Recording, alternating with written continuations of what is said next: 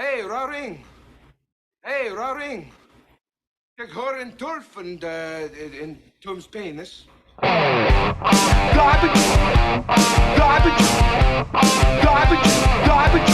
Garbage! Garbage! Garbage! Garbage! Garbage! Garbage!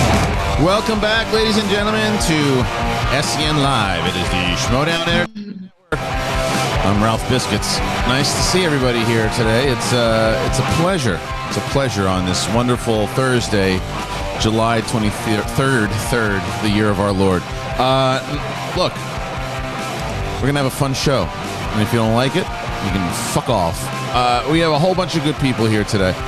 Start with the dancing curtain lady, Sabrina Ramirez. She is happy, and we are happy to have her here. I'm doing great today. You are. I got a busy day. I like that. I like busy. Yeah. RB3 is always here. He's running the house, making sure that it goes down. Winston Marshall, shadow boxing in the corner. His camera stinks today, but that's all right. That's all right. You know, I got to make PVPN. That means that gets the good stuff. You guys get the trash. Kidding. The camera's been so awesome the last couple of days that it's just... But don't worry, to step you up just a little bit and have a worse camera, Brett Sheridan is here. That's your camera. I knew That's camera's not bad. To have everybody here. Ben Goddard's off today.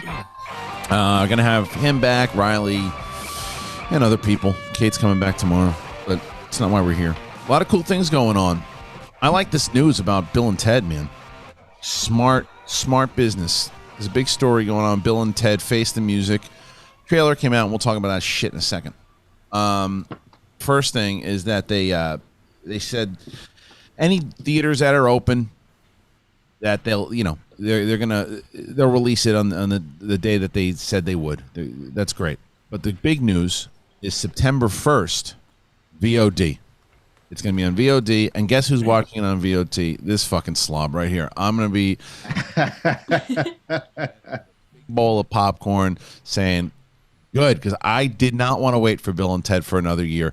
What do you think about this news, Winston? This is a smart move, right? I think it's amazing, and I think that it goes back to what we were talking about earlier in the week. There are some things that need to be seen on a big screen, unless all of a sudden they do an alternate reality where they run into, John Wick.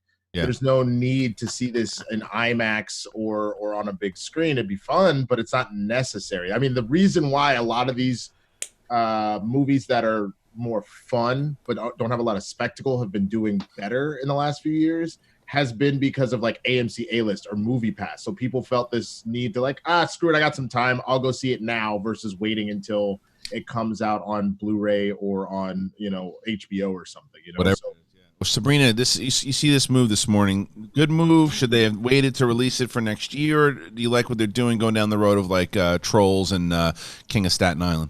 No, I echo everything Winston said. I think this is a great move. First of all, I think a lot of people should follow suit in this one. If it's not a big spectacle film, they should probably go for a VOD release. I know it's not ideal, but everything's getting pushed back to the end of this year or to 2021. It's going to be packed. I feel like films like this can find their home on VOD and be a huge success. Because you think about the price of movie tickets and everything like that, this is just one flat rate for an entire home. Like, I can get it for me and my roommate and not feel bad about it. I'm like, that's like $10 each. So I think it's smart also. The first time I did it was with Invisible Man. And I said the same thing you did. I was like, I looked at my wife. I was like, we'd probably go and see this movie in the theater anyway, and it would cost us at least $40 for the whole damn thing with all the popcorn and everything else too. So, and it's like $19.99 or whatever the hell it is. But RB3, you like this move? I do like this move a whole lot. I really think that something like Bill and Ted is kind of made for this kind of market. I feel like there's a lot they could explore with VOD releases going forward and premium VOD releases. I am curious about when they say like release in select theaters, like what theaters do they mean? Maybe the drive-ins? The ones that are actually like open. They're theaters that are open to the public, and I think that's basically what they mean. Yeah, well, that's interesting. I would love to also consume it in whatever form theatrically it's released too. But yeah, I'm excited about it. It sounds exciting, and I hope that You're comfortable going to the movies right now? I'm comfortable going to a drive-in. I'm comfortable Drive-in, but not any other theaters that are opened up. You're more so talking about drive-in stuff. Yeah, exactly. Yeah. Yeah. I wonder if they would do a drive-in. I don't know. Brett, I know that you weren't really. We can kind of transition into both, but like I know that you weren't really super sold on the first trailer, but the second trailer also dropped today. Showed a little bit more and gave a little more plot details. We see that there's a new. Someone serving like Rufus, and then there's obviously this storyline now with their daughters, which I'll tell you the thing that I liked about the daughter storyline is that they didn't go stereotypical with it. Like what I thought they were going to do if they had kids was like, oh, look at my embarrassing parents. Look at these stoners. They seem to be exactly like them. Yeah. So I kind of liked what I saw there, and then obviously with death joining around. Did you like this trailer any better, Brett, or no, it's still stinks? Yeah, I'm coming around on it. I mean, I think the thing for me is it's been such a long time, and I'm like, oh, I don't want this to be like an embarrassing thing for them to go, like bring back this old IP and like have it be embarrassing. But like, I think, like you said, it's a popcorn. Let's just. I'm not gonna go in it with any huge expectations. I want to have fun, and I want to remember when I was going. Wild Stallions. Yep. So that's what I'll go under this one. Mortz donated $19.99. So excited for Bill and Ted Face the Music. I just watched the others in the franchise last week for the first time and loved them. Just remember, folks, be excellent to each other. That's right. True. And I want to know if RB3 and Sabrina like really care about this film at all, or watch the other ones, and if they connected to it in any way. That's my. Can I make a guess before they answer that? That I think that inside of the answer would be because Keanu Reeves is still a massive movie star. Mm-hmm. Keanu Reeves is still John Wick and has kind of had this Keanu-sance. So that would be my guess, but I could be way off. What say you guys? Well, Sabrina should go first because. Yeah, well, I'm a huge Keanu. Okay. And I kind of grew up watching these films. My dad had a huge collection, so I used to just like pick random stuff, and I kind of fell in love with these films. I think they're really fun. I think they're zany. So that's another reason why I think this is going to reach a bigger audience, is just because it's accessible to a lot of ages. Like, I think a lot of people can enjoy this one. So I am attached to this. I am really excited about it, and I was on set for it at some point, and it was really, really fun. That a media thing? I was like an extra in the film. Hey, you gotta... Oh, snap. Hey, I haven't seen the first two, which is my own thing that I got to work out anyway. But now I'm gonna watch all three of them just so I can go, damn, look at Sabrina. Well, we'll see. We'll see if they keep me in. But because the scene, I don't want to say anything because it wasn't in the trailer, but they did say Kid Cudi's in the film. So it was like a Kid Cudi. It was a lot of fun. Right. RB3. Yeah, no, I'm excited for it. I'm looking forward to it. I'm familiar with Bill and Ted. I mean, it's not like I'm not like super crazy about it, but I'm glad for the nostalgia coming back, and hopefully is cool. I don't have any kind of personal sentiments to it, so like if it sucks, I'll probably just say, hey, it's a good movie, and then all the Bill and Ted fans are gonna be like, it's awful, and I won't get it. So that'll probably end up being what happens. All right, fair enough. Well, we did see the trailer. The trailer came out. Brett, what'd you think of the trailer overall? No, it was great. I love what you said about the daughters. Like I anticipated that it would be the stereotypical guys that have the super attractive daughters that they're overprotective of, kind of a thing. But I love that they're kind of just carbon copies of them. And it looked a lot more fun, and it looked like something that I'm definitely not going to lower my bar that much that I did initially, I guess. I think that what it looks like a mixture of kind of both part one and part two when it comes to the actual traveling. Like in part two is really different realms and all this stuff, and less about the stuff that I loved in the first one, which is that going back and finding people to go in time. And it looks like their kids are basically running the same timeline that they were, like have to recruit historical figures for their band and all that, but it seems balanced. It doesn't seem like, Bill and Ted are just going to sit in the background. They seem like they're going off on their own adventure, and it seems like their kids are going off on their own adventure, and then they meet back up in the middle. So it could be a lot of fun. I love the fact that it's coming out on September 1st, because now I have something to look forward to watching, because right now we're just crossing our fingers whenever we can start seeing new movies again, because the business is just, it is what it is right now. But the fact that these movies, there's some movies that are coming out that we can watch, and an anticipated one like Bill and Ted. Yeah, man, sign me up. Curious what you guys think. Go ahead. Somebody's going to say something? I mean, all I was going to say is, again, just cutting kind of back to the VOD stuff and then even the drive-in. I'm just glad that my black ass can finally stop getting in trouble for sneaking in collard greens and ham hocks, because I'm not going to lie, I'm not paying you $20 for popcorn. I literally always bring food in. Like, I've done all sorts of shit where I'll bring my Nalgene. Let me tell you. Yeah. Okay. I have snuck food in, so I'm not in no way am I going to chastise you for bringing food in. But you choose to bring in ham hocks and collard greens, yes, because it's delicious and because you can make a large pot. That's some ham hocks and collard greens for cheap. Because it tastes delicious. It stinks. No, it doesn't. Then you're making your collard greens wrong. Like, collard greens always smell like just aromatic. Now here's the problem.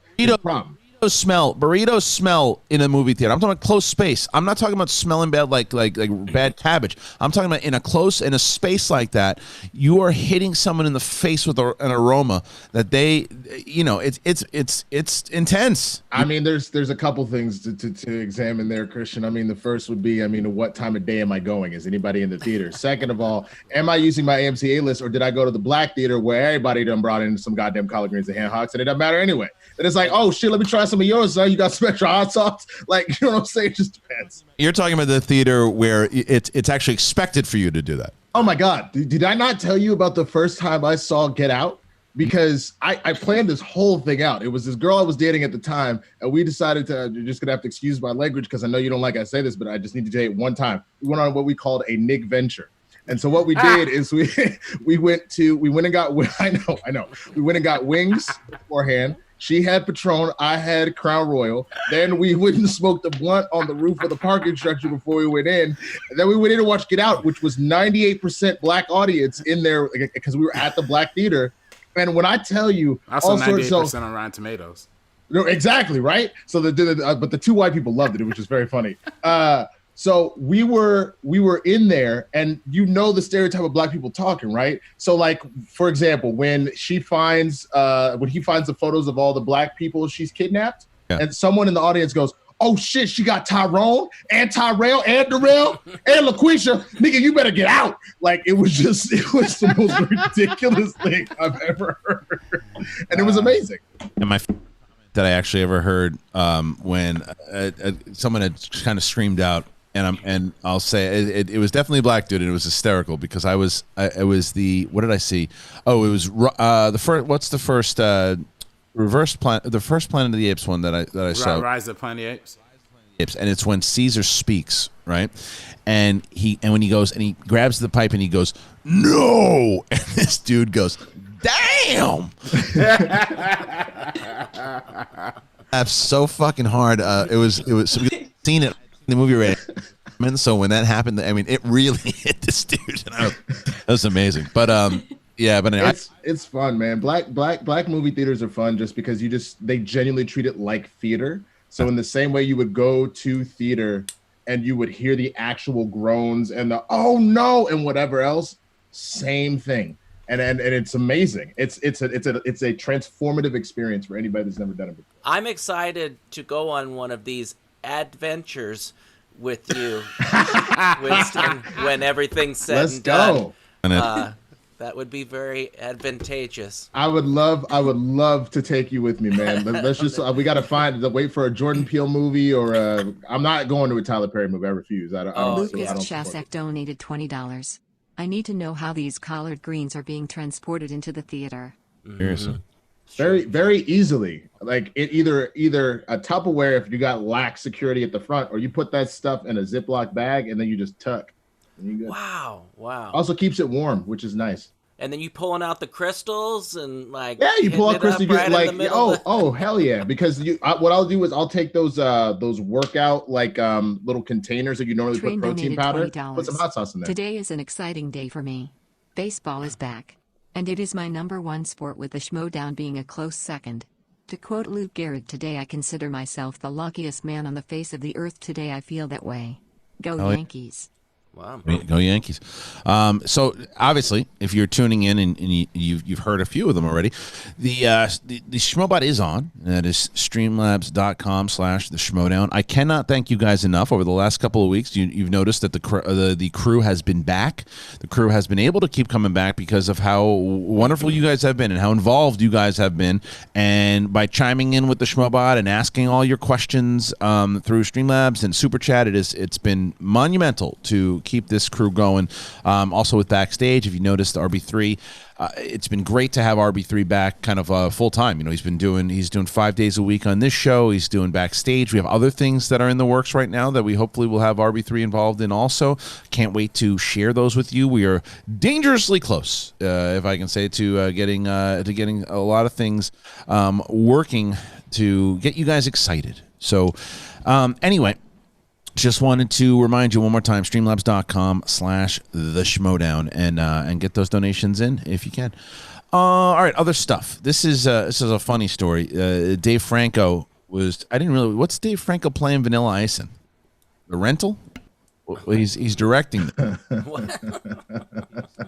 He's directing The Rental, which is and he took on the role of Vanilla Ice inside of it. Franco spoke publicly about the role for the first time in a profile story for the magazine, saying, "We have been in development for a while, but we're inching closer and closer to production. Currently, there's no start date." I guess this is a different thing. Start date on the project due to the pandemic. The project was first heard about last year when the film To the Extreme popped up. But isn't Dave Franco and I like Dave Franco a lot, but isn't he like 5'3" or something? And Vanilla Ice like 6 feet? I could be wrong. That always bothers me when they cast shorter actors. That's what they have Apple boxes for. Didn't they do that with Stallone?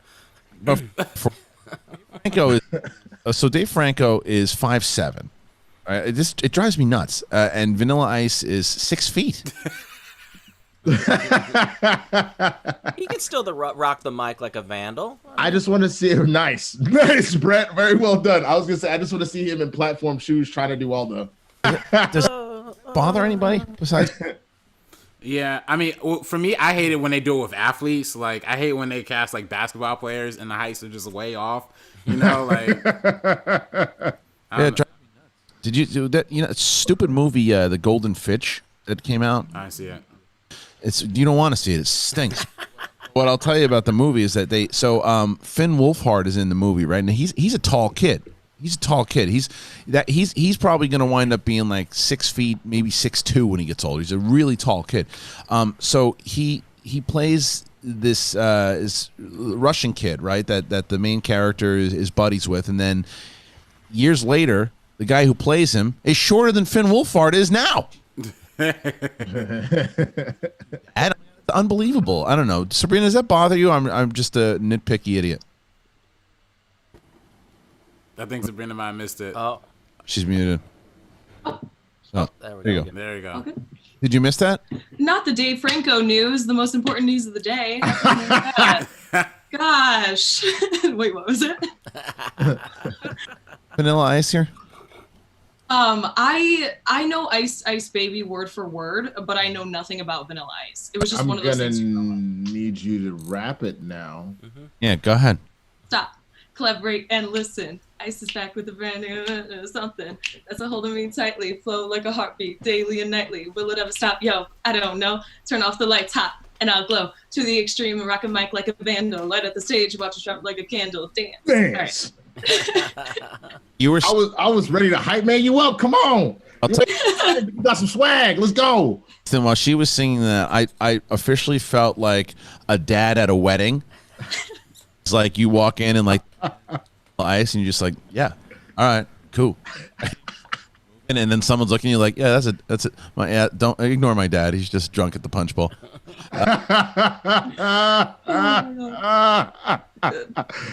Kristian, you at my wedding is going to be hilarious. Shit, man. I mean, look, I told you, this is a common story, but Ellis at my wedding was the drunkest person at the wedding. That only sort of surprises me. I've never seen Ellis drunk before, but like... He was shithoused. He was my dad to this day. Anytime he brings it up, I was like, "Hey, remember when you were all shit faced at the?"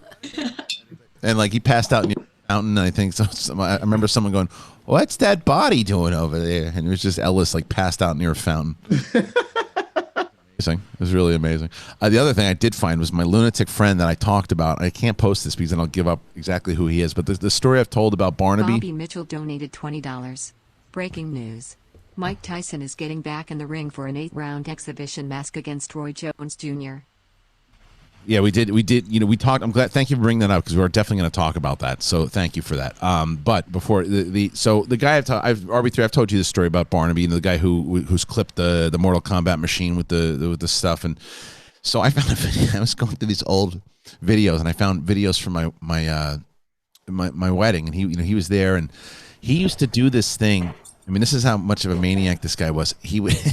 We'd be on the streets of Manhattan, and it was freezing cold, and he had like this scully on, and this jacket, and he would stand on one side of the street on busy Manhattan, and he'd go, "Hey!" scream at people, right? Look at the side, and people would stop on the street looking at this maniac screaming, "Hey!" right? So, and I would stand there and just start crying, laughing because he had that voice, "Hey!" screaming. So I found this video of him from my wedding screaming from a Santa Monica hotel window, screaming, "Hey!" You scream at California people, they scurry like rats. And he's going, "Ah!" And like, because New York is like, Cody Allen donated $20. Christian, I definitely need an impression of drunk Mark Ellis and drunk Brett at your wedding. Oh man, Brett, you shit faced at my wedding? No, what year did you get married? 2010, almost 10 years ago. So you got married right around probably when Lydia was born. So it was probably one of our first, I think it was one of our first dates that we had 2 kids at home. And yeah, we had to drive home, and I don't even think we stayed that late. It was really, I was very disappointed. Yeah, it was, anyway, but that was, So I was not drunk at your wedding. No, we'll do one of those. We'll try to save that at the end, though, but we'll do it for sure. All right. So let's see. The other thing, you know what it is, RB3? I think it's probably that same thing that happened the other day. You guys, let me bring up something. I'd fix my audio. When you guys bring Winston, you're pretty good at talking. You bring something up. Okay, I just thought about another moment that happened during this Get Out showing. So at one point, I forgot about this, is when she is eating the cereal, and got the milk separate. So you got your colors and your whites separate. And then she's looking at the photos and it says top NCAA prospects. I definitely heard some woman, as soon as it hit top NCAA prospect, goes, "This bitch." like you just had all sorts of moments like that.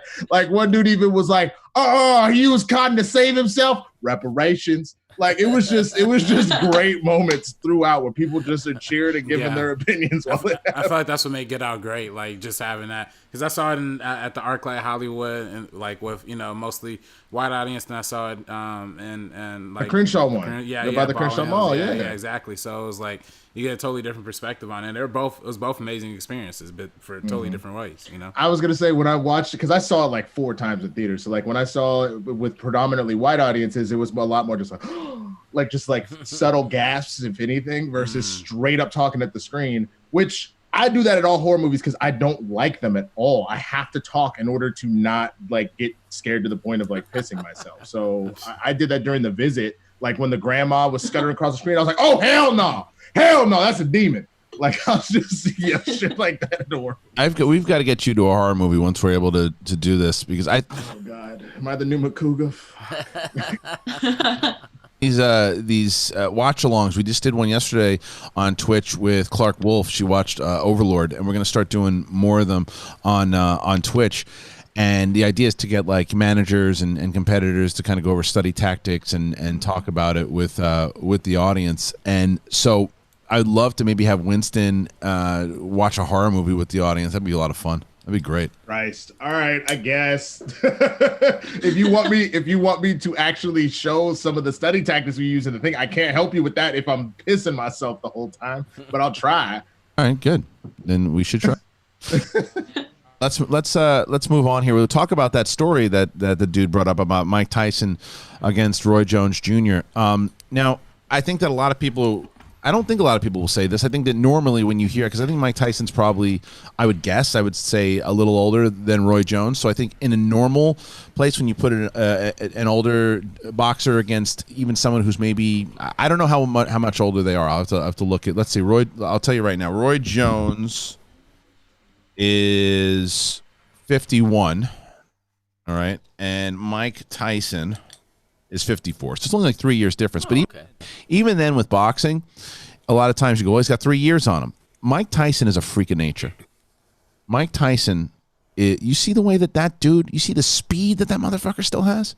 See how fast he is when he punches the bag and like when he do terrifying. And he's strong as an ox, dude. And the thing is, I like Roy Jones a lot. I'd put him in my top 10 fighters of all time. He's great. He's going to get killed by Mike Tyson if depending on what happens, because the reason why Roy Jones Jr. was so good back in the day, you couldn't pop him and expose his chin because he was too fast and you couldn't hit him. Then he started to slow down. Tarver caught him on the jaw, exposed him, and then he started getting exposed again and again. Mike Tyson is, as much as Antonio Carver was a good fighter, he doesn't hit like Mike Tyson. Mike hit you and carve in the whole side of your neighbor's face. Dude, I mean, watching those training. Anonymous donated $20. Just showing support to the SEN crew and the Schmodown. Thank you for lifting me and my family's spirits right now. We are in self-quarantine right now because of COVID. Thoughts for my dad and sister especially. Thank you. Much love. Yeah, stay safe, and again, over the messages from you guys of just the fact that we're able to bring a smile to your face, it means a lot to us. So thank you very much for the support. Winston, go ahead. You were saying? No, you know how you always see those like those memes that are like, oh, would you take a punch from Mike Tyson for for like $100,000, or a tackle from Kimbo Slice, rest in peace, like for like $500,000. And I'm like, look, if I'm gonna get knocked in the face by Mike Tyson, first of all, fuck 100,000, $500,000. I want infinite money. I never pay for a single thing ever again. If I want something, I automatically get it because I'm probably gonna die. It's the truth. The real question you ask inside of that is the hospital bills and medical treatment afterwards. But that's what I'm saying. I literally, money is not a thing for me anymore. You just, anything I want, I automatically get. So medical bills paid for, food paid for, trips, private planes, doesn't matter. I officially become the richest man on the planet, and I don't have to worry about money.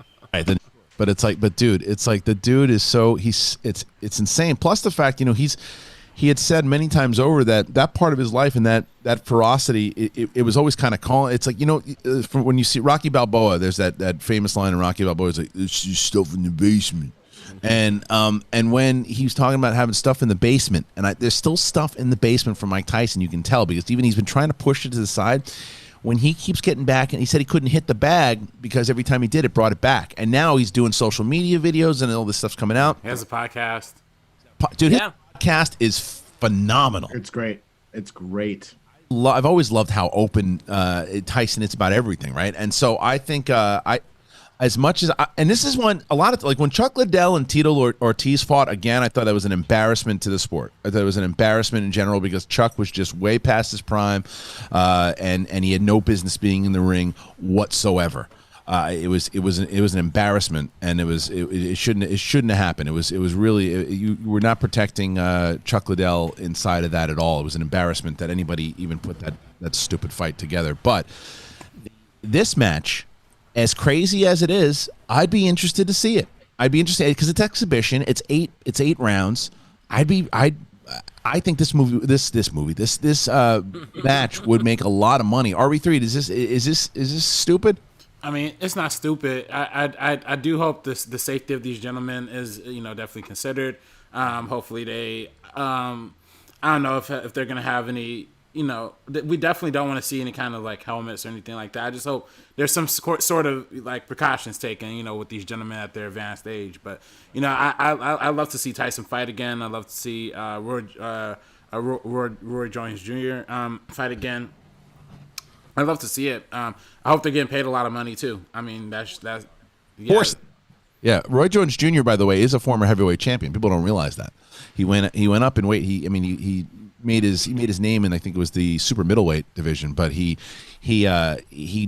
joined light heavyweight, and then he fought at heavyweight, and he won the heavyweight championship. I can't remember the guy he won the championship from, but he won the heavyweight championship, and then he dropped back down to light heavyweight, and that's when he got knocked out by Tarver. But he's he's a skilled dude, Roy Jones Jr. So he'll try to find a way. But 8 rounds with Tyson, I mean, you gotta. I don't know, man.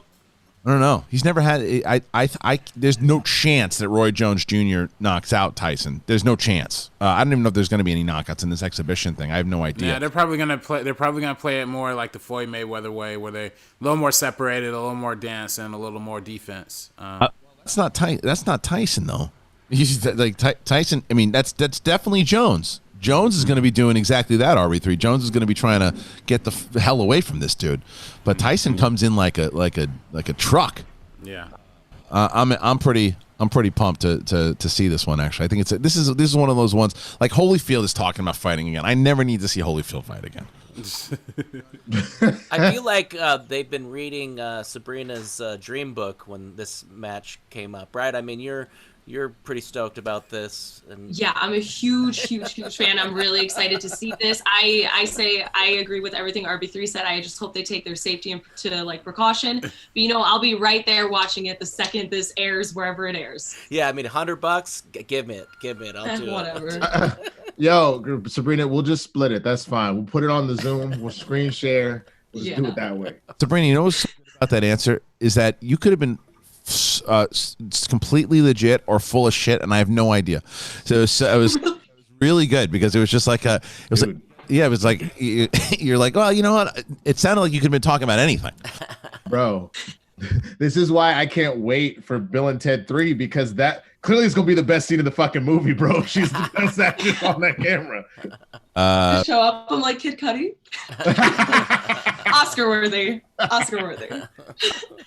It reminds me of my daughter this morning wakes up and says, she's like, guys, because her last kind of baby tooth but tooth fell out last night, right? And so she's still doing the tooth fairy thing, which is awesome, and she still believes she's got that innocent brain. And then so we put the money underneath the pillow, and this morning she's like, guys, I woke up and I was happy to find the $2, but I had a dream last night that I found a lot of $10 bills, and she's like, and I didn't really want to wake up from that dream. I was like, oh man, this is the world is money. The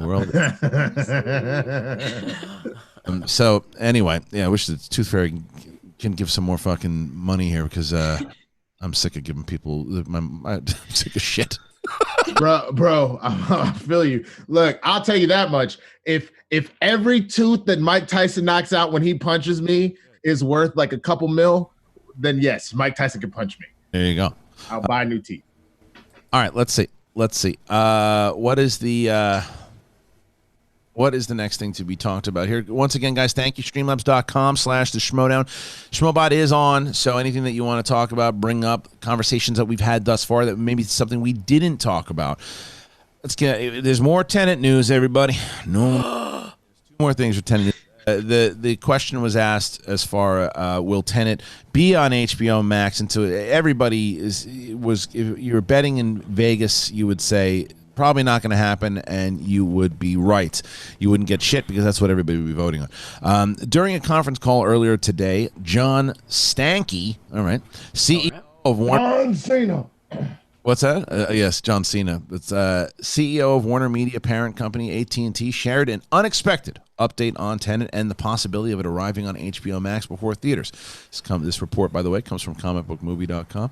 This week, we learned that Warner Brothers is considering a staggered release, which would see Christopher Nolan's movie arrive in some countries before others. That makes a little bit more sense, and we'll talk about it in a second.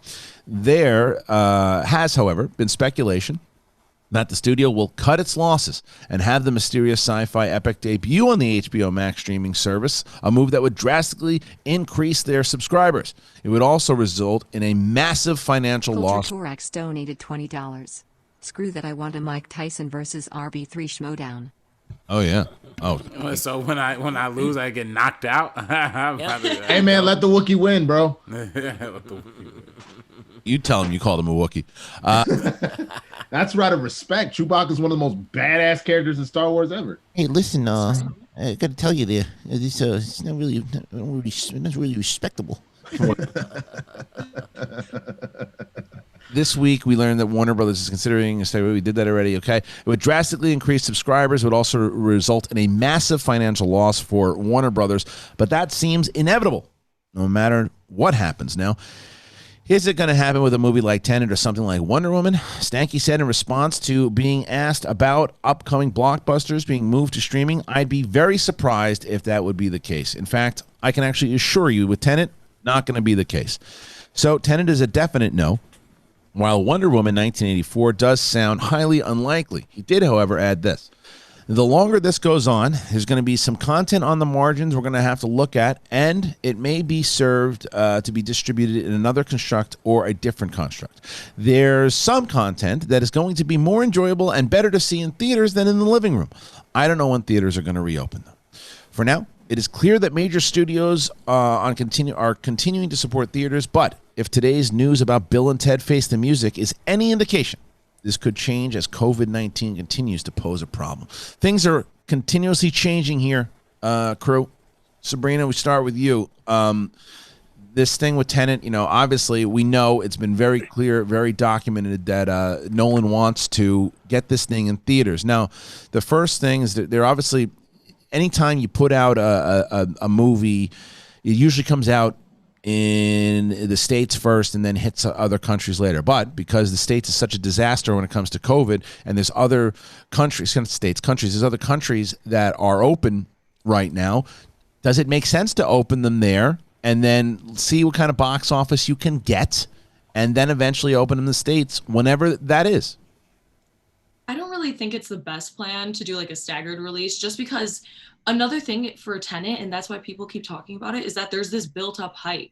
Every few weeks, it's something else about Tenet and you're building up that hype. If it comes out in other countries, first of all, I think websites that kind of like torrent movies could probably capture it on camera and then put it online. And what's going to stop us from wanting to see it at home on our laptops on a crappy screen the way obviously Christopher Nolan doesn't want us to see it. Right. And yeah, it's going to come out there. It'll probably do well. It'll probably get a lot of praise considering it's good. And then months later come out over here. I just think it'll kind of die down by then and it won't really be there. I don't think you're wrong. RB3, what do you think? I mean, yeah, it's unfortunate. Again, this was one of my most anticipated movies of the year. I was hoping to see it on the big screen. It really doesn't look likely at the moment, but again, I think there's other ways you could release it. There's ways you could do it on, I think Mark and Draco proposed last week, like you do it as a premium VOD thing, and you say it, and then after the whole COVID thing opens up, have it be the first one to get back in theaters and then just remarket it as it's like reopening again, because I will personally not even see it on premium VOD. I'll just wait till the movie's open and see it that way. And there's definitely no way I'm going to pirate it. So I definitely am looking forward to this movie. I want to see it on the big screen. And, again, if it takes a staggered release, if it takes maybe them considering a drive-in release, or maybe if they, I've heard some people talking about technology-wise, how about doing like movie theaters like on VR, right? Like having like VR systems and like having maybe you're connected to a network and have like people next to you like virtually, you know what I mean? You have a theater experience that way. I mean, that's what people are talking about now as a way to kind of combat this whole thing. But again, I'm looking forward to when theaters will open back up, but it doesn't look like it's going to be anytime soon. So, have you done a drive-in yet? I know some people that have, and that is it good at all, or is it? Yeah, it's been good. Yeah, I've been going regularly, and it's been really nice. Yeah. Have you gone by? Have you gone by yourself at all, or you taking you going with lady? Yeah, I always go with partner, and yeah, it's pretty chill. I mean, it's literally just like that. You turn to the radio station, the audio's right there on the car, and you just park and watch. What? That's fire. Yeah, I haven't been yet. I'm surprised that they haven't just tried to release one. I mean, I do still think you need to see blockbusters, like spectacle blockbusters on a big screen. Yeah. I'm surprised they haven't tried releasing one on VOD, in the sense that, like, how many like ghetto uncles and everything else I know took that stimulus check and went and bought a damn TV. Like or bought a sound bar to add to their system. Like people have been building it up at home. I mean, these studios have been trying to get us to get 4K TVs and buy 4K copies of stuff. Right. Not the same, I know, but I even think about when we were doing episodes of this show and we were talking Mandalorian, and I would come in and watch the last 10 minutes before the show, and how nice it looks on your TV in that intimate setting. So I don't know. I go back and forth. I still believe in you need to go to a theater for something like a Tenet or an Endgame, but it's also Tornadore donated $20. Hey y'all, what are your predictions for single tournament upsets? Mine is Perry beating MKO. Winston, why was Makuga not picked for the tournament? Oh, that's a good question. The main reason, more than anything, I mean, Makuga has made it very clear that obviously if we wanted him, that he would make himself available. But I also know that he's just really, really busy. Yeah. And so the main thing I'm focused on, I 1,000%, and I know that Kristian and Shannon and all that will work it out. I got to see the Wildberry Civil War. But other than that, like, I'm letting Makuga go and like do what he needs to do, you know? Yeah. Well, and as far as big upsets go, that's the thing. I was watching. And again, I say this lovingly. I really enjoy watching Schmobates on Call to Action. Last night though, they lost me a little bit. Winston, they lost me. What happened? I was watching the question was, and I loved the question. The question was, what rookie will have the best performance, or what rookie will have either best performance in round one of the tournament, or is most likely to win their first round match. And I thought this was such a good way to highlight like rookies. And Drew picked Andres Gallego, Video Drew picked it, and I said okay. And then Megs, who was the other one, had picked Tim Franco, and I'm like, well, Tim Franco's not a rookie, and Tim Franco's been in the season since season 3, and it's like, well, no, rookie in the tournament. I was like, well, that's what does that even mean? That doesn't really mean anything. Like technically, everybody's a rookie in the tournament. This is a new tournament. Yeah, for this, who's never been in a tournament before, but then there's tons of people like that. I mean, as far as being in the singles tournament, so I was like, I was hoping, because there's so much focus to put on like I think Marisol McKee is going to be someone to look for. I think Adam Collins is someone to look for. Vinny Mancuso, Sabrina Ramirez if she's in it. Obviously, there's so Frank Moran. Frank Moran, Craig the Barbarian. Well, Barbarian counts as a rookie. See, that was the thing. The terminology of it was a little odd when I was watching it. But anyway, so but Barbarian absolutely is a rookie, so he should count because he's this season this is his first season. Anyway, so watching who is as far as upset goes. See, I wouldn't put like Tom and if someone said like, oh yeah, Tim Franco beating Tom would be the upset. Tim Franco's going in that match a favorite. He's 1-0. Tom's coming off of a loss on teams and has never played in singles before. So when people go, well, how was Franco ranked over him? Because Franco's 1-0 and he beat Matt Atchie. I'm pretty sure he TKO'd him from what I remember. So anyway, I think that the biggest upset could be Video Drew or Riley. Riley's had problems in the first round before of tournaments. Kalinowski Perry, that's definitely one to look at, no doubt about it. And look for one of the rookies to maybe one of the play-in matches to upset one of their people when they come in the first round. That's kind of the stuff to see. Does anybody else have any kind of big ones? I got to look at the bracket again. Is there a quick place to check it? Yeah, it's somewhere on the Facebook page. I don't. Right, I can probably find it. On the website. The website also, theschmodownlive.com. It's got to be up there somewhere. I'm sure Frank is on it. But anyway, Sabrina, is it a little daunting though, the fact that going into, because you came into the league kind of mid-season here, and especially during this COVID season, where your whole, like all these other rookies, they're pretty much like they're guaranteed a spot, and that in general is daunting, the fact that they've got to play in this big tournament for their first match. But you kind of you've got to study. Tongue Punch Fart Box donated $20. I know we don't normally do this, but you think we could talk Schmodown today? I mean, it's the Schmodown Entertainment Network, and I haven't heard you guys mention MTS like ever. Come on, guys. Perfect. But the fact that it's not even a guarantee yet until like one of your faction members win a match in order to get you in. So is it stressful, or is it just kind of you're going with the punches? Yeah, I'm just kind of going with it because, it's been a few weeks of this basically now of knowing that I might possibly be in it. And when it happens, I don't want to have to cram it all in a week, all the studying I want to do throughout this time. Plus, I enjoy studying. I enjoy, learning about film, really paying attention to all the details that go into it. So it's been fun. It's not even like stressful in that way. It's honestly been a good time. Awesome. Brett, no, you don't have to worry about it. All right, so... well, I had some other sports news that I don't know if this had dropped earlier. Guarantee I know what you're going to say, and I'm excited for you to bring this up. Go ahead.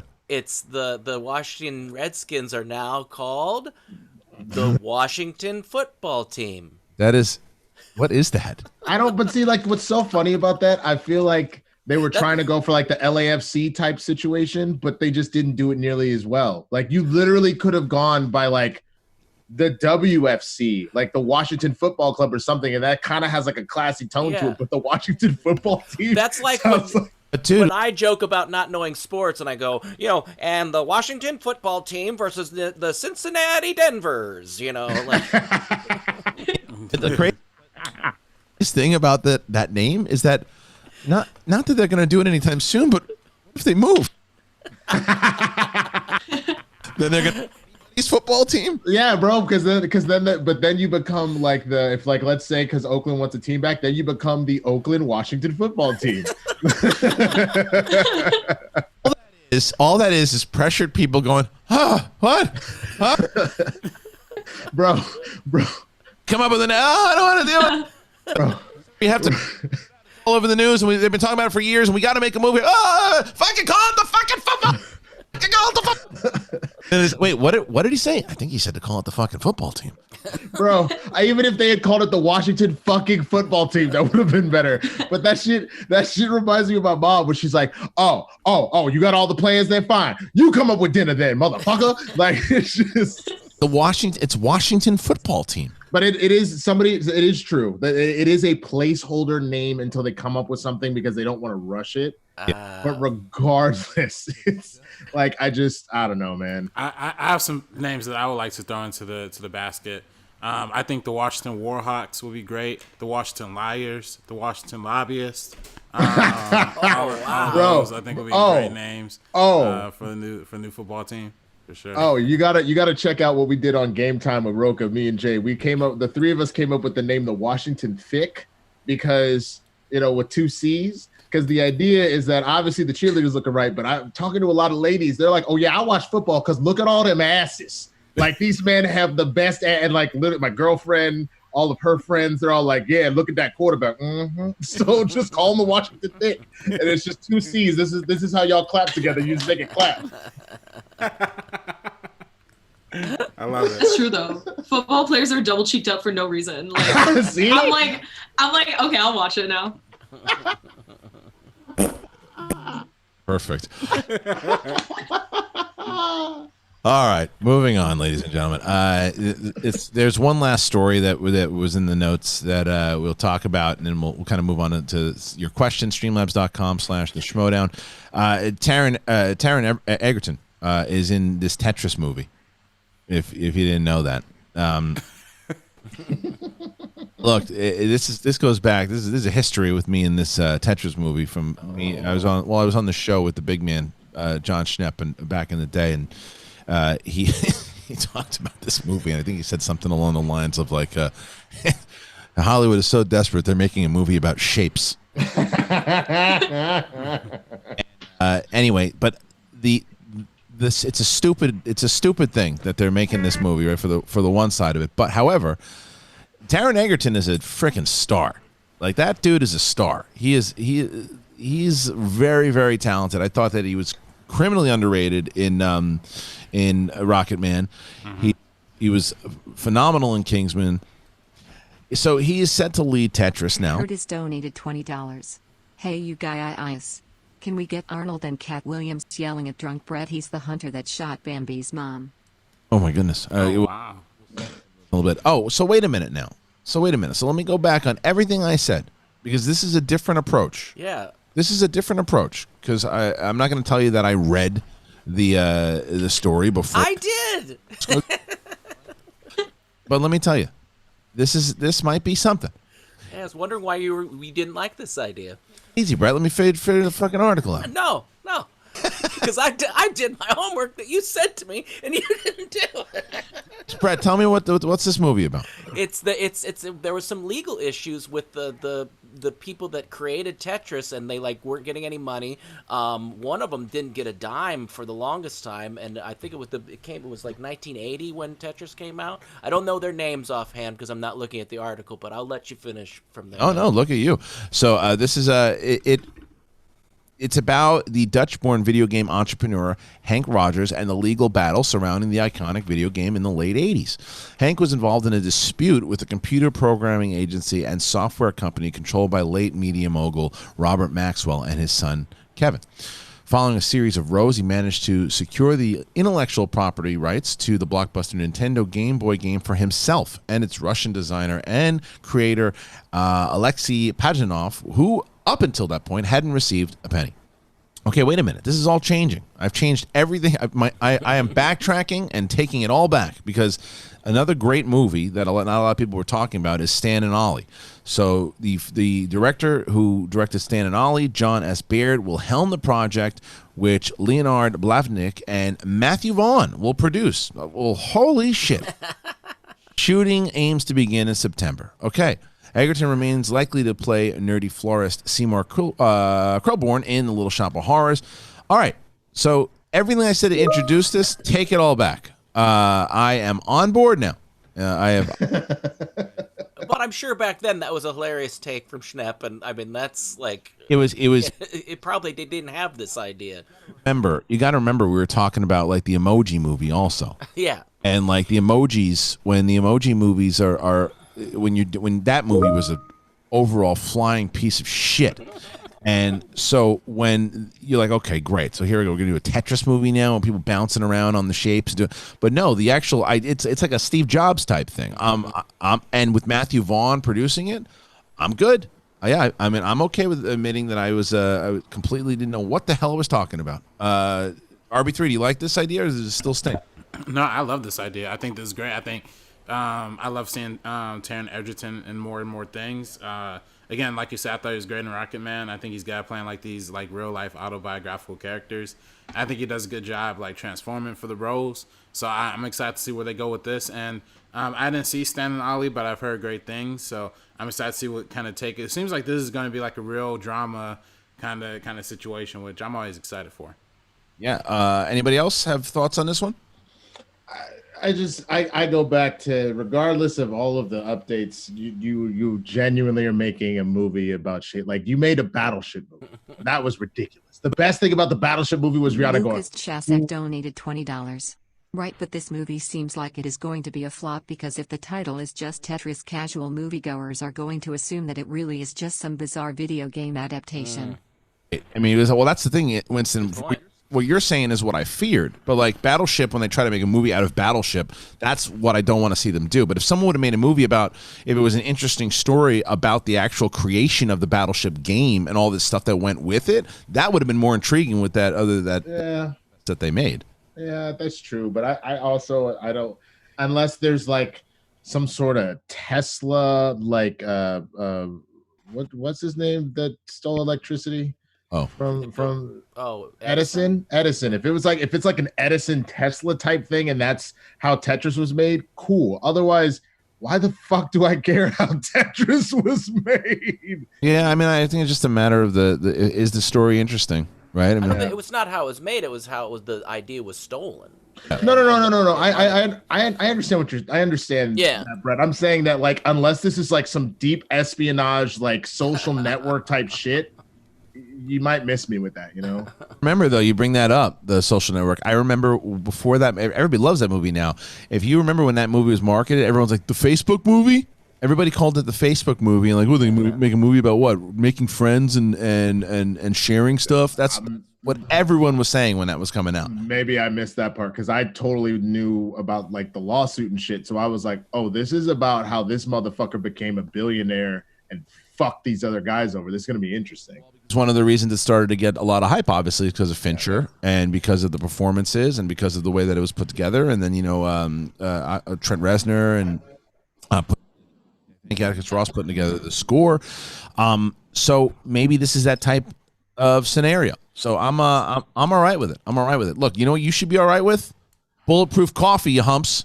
I told you about it, and Brett told you about it yesterday. It's really, really delicious. Get yourself some Bulletproof Coffee, and you can get it. The link's in the description. Very easy to do. All you got to do is click that link. Buy yourselves whatever you want. Whether you do the little K-cups. That's what I do. I stick the K-cups in there, and I drink it up delicious. You get the beans. They're all really, really fucking delicious. And I'll tell you what else? They're very, very accessible to Apple Podcasts because you listen to it, and then Apple Phone, even more accessible. So go ahead and get yourself some Bulletproof. I'll tell you, man, the Bulletproof is really, really good. Is it keto friendly? Yes. Listen, get yourself some of this shit, Winston. It's really good because if you click the link, and guys, it helps out the show and it'll help you out. Because stop buying all this expensive coffee at the supermarkets for bullshit. This is really good. It's good stuff. And the link, what you're saying is about the link is really good with Apple Pay when you use it on the iPhone. Thank you. Well, that wasn't me that said it. That was Richard. Stop correcting me. I know what it is, Apple Pay. What's it? The Apple. I took the Apple Pay and I figured it out because, well, to be honest, I was sitting next to a lady on the bus and I borrowed her phone for a minute. Don't worry, I sanitized my hands afterwards. I heard if you throw an apple in the air, they send you Bulletproof. It's unbelievable. That's all you got to do. You got to toss it up. Say, hey, you want a grapefruit? No? How about an orange? All right. So check it out, guys. Bulletproof. It's all right, everybody. Let's move on. Going on to your questions. Streamlabs.com/the Schmodown. We got about an hour left. We are hoping that you guys are able to send in some of those Schmobots. Get them in there. Tell us about some stuff. What did you like? What we talked about thus far on the show? Anything else you want to talk about? Anything happening with the tournaments? Yesterday, if you didn't know, it was on John the Outlaw Roca's show. I was on there for quite a bit. We talked about a great many things. So you can you go and check that out. That's up on his channel right now. Is really good. Minus about, I don't know, 60 seconds or so. But other than that, it's 99%. It was pretty good. So go and check it out. It's on his channel right now. House of Heisenberg. He says, Kristian, what's the next show you guys are going to start watching? Before you start Happy, you were The close. Last Cinema Sailor donated $25. Hey gang. Glad to see my brother from the Republic of Texas on tonight. We're born better. Hi Sabrina. You always have that wonderful billion-dollar smile. Truly divine. What are your top favorite films? RB3 is the man always. Respect. Hey Brett. Let's see. For me, I'll just say in my top, just three that's coming to this is what we do. So instead of really diving into it, the three movies that pop into your head, they're obviously going to be in your top 10 or top 20. First three that pop into my head are Empire Strikes Back, Eternal Sunshine of the Spotless Mind, and Inception. Those are my three. You stole two of mine. I stole two? Yeah. What do you got? Empire Strikes Back, Eternal Sunshine number one for sure. Empire Strikes Back, and then What first one that comes to mind? Short Term 12. Here you go. RB3, first three. The Social Network, Do the Right Thing, and Children of Men. What was it supposed to be? I'm so sorry. Your three favorite movies. It can hit the list. It doesn't. First three that come to mind. Go. Rush Hour 2, Ninja Turtles. Go. Royal Tenenbaums, Pete's Dragon, and Eternal Sunshine of the Spotless Mind. You lying sack of shit. I heard that. You know how many times I've seen that? How many teams? The Washington football teams? I've seen the Washington football teams 25 times. And how many times you been there to see the Washington football teams? Oh man, they took on the Seattles. Yeah. And, Wait. You know that the new hockey team for Seattle is the Seattle Krakens, and I read it so fast this morning. Definitely thought that was they were called the Seattle Karens, and I was like, y'all just going for it, huh? He was a man looking for a team. Any team. From any state. He wandered. He practiced in his backyard. He practiced in other people's backyards. He caught oranges. He caught footballs. He caught malaria. There was a lot that he was doing with his life to try to figure out. And then he went to the stadium. They would not let him in. That man was...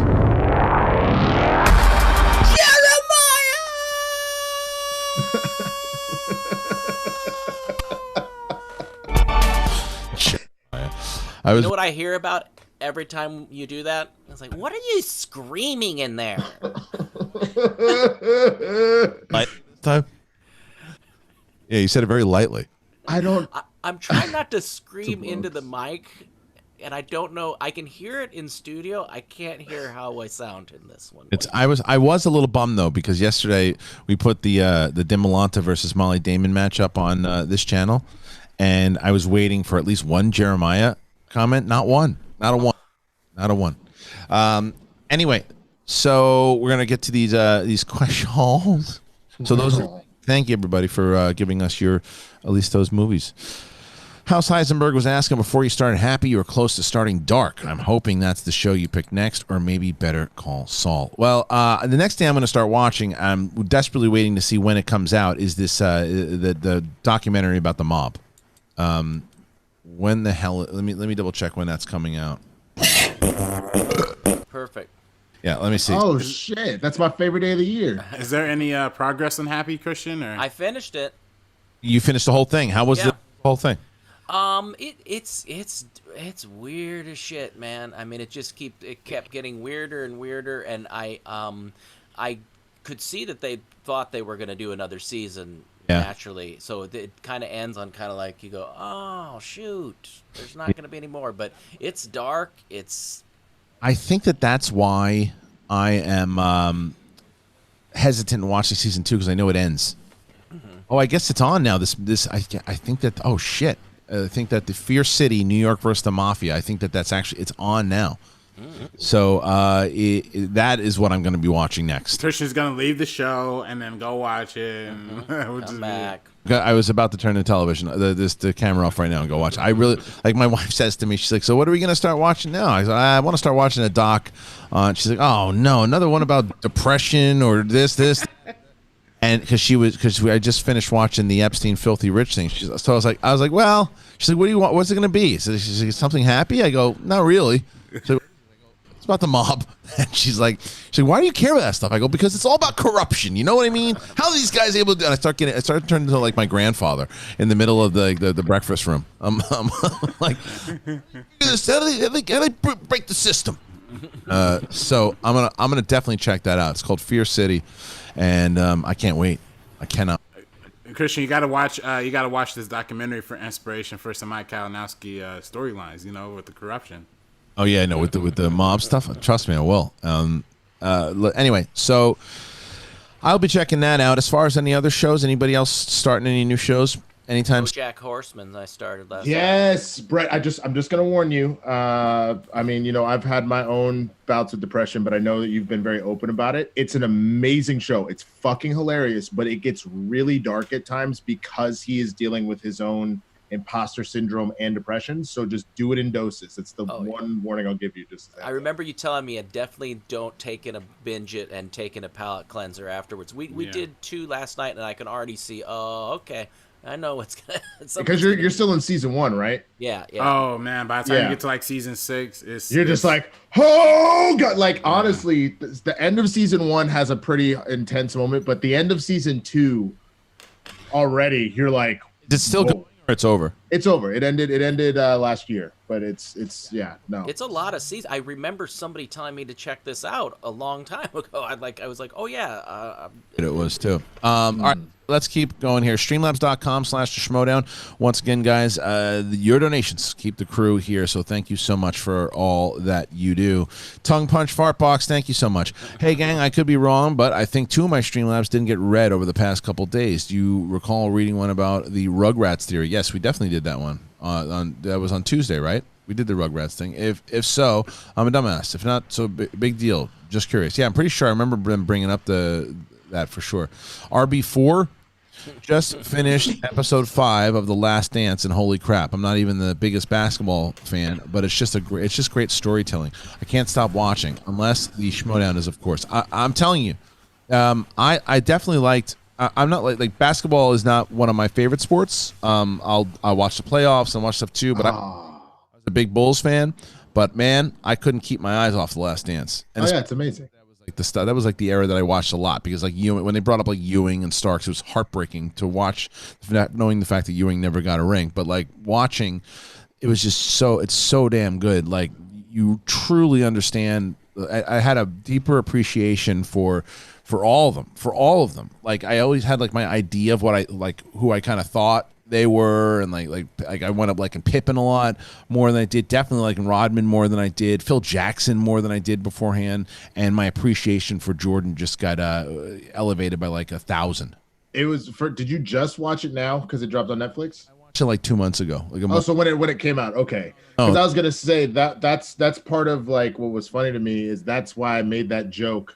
When they were trying to call Laura Kelly Jordan, I was like, no, she Gary Payton, because that whole sequence to me was pretty funny. I watched it in June, in like May or June. Like when it originally dropped on ESPN. Okay, word. Well, it dropped on ESPN I think in like April, because we were they started airing it back. Yeah, they started airing it I think the last weekend of March or the first weekend of April, and then I remember Kristian after it ended, you told me about it. Tell you because I remember you guys talking about Last Dance while we were still in the studio. Oh wow! So yeah. Then I watched it in like, and I binged it. I watched it like every night for about. I loved it. So, but with that, and then I'm gonna rewatch Cobra Kai because now it's dropping on Netflix. Sabrina, have you watched Cobra Kai yet? I haven't. Shit, you got when that comes out, you got to watch that. Yeah, I actually, because I know The Last Dance came out on Netflix. I'm actually going to binge it one of these days in between my Schmodown studying. Because everybody hypes it up, so I'm excited for that one. It's phenomenal, and I same thing. I knew that Rodman was touted as like, oh, he's one of the greatest rebounders, if not the greatest ever. And then when you actually see that this dude is not just the eccentric hair and the drugs and the partying, that's a part of him, sure. But the fact that he had to a science, if I hear the ball hit at this type of sound and I see it turning, it's going to pop out off of this angle, and I know this person has a weak left knee, so I get in underneath him to kind of force his knee, and then I get up and I'm right there with the ball. And I'm like, wait, what? You're thinking about all of that to get a rebound. And I just had a whole new respect for Dennis Rodman, let alone everybody else, like you mentioned. Right. It was great. I loved it. But I think that I'm definitely gonna be watching Fear City. Probably gonna start watching that tonight for sure. All right, next question here. Coming back to Streamlabs.com/the Schmodown. Thank you to Jeremiah Morris for putting in the Schmobot. Tyler Goshka, who said, I think you missed my donation from a couple days ago. I said that I love both Fantastic Beasts movies, and I relate to Newt, the main character, how he's awkward and quirky and how he loves animals. I want to see more of those movies. I also want to see more of those movies. There's no doubt about that. But I think that if I had a choice between another Fantastic Beasts movie or a Harry Potter type series that took place maybe like 5-10 years before the events of Harry Potter and covered Hogwarts inside of a TV series for HBO Max, I think I'd prefer that. Anybody else feel differently? No. Thanks, kids.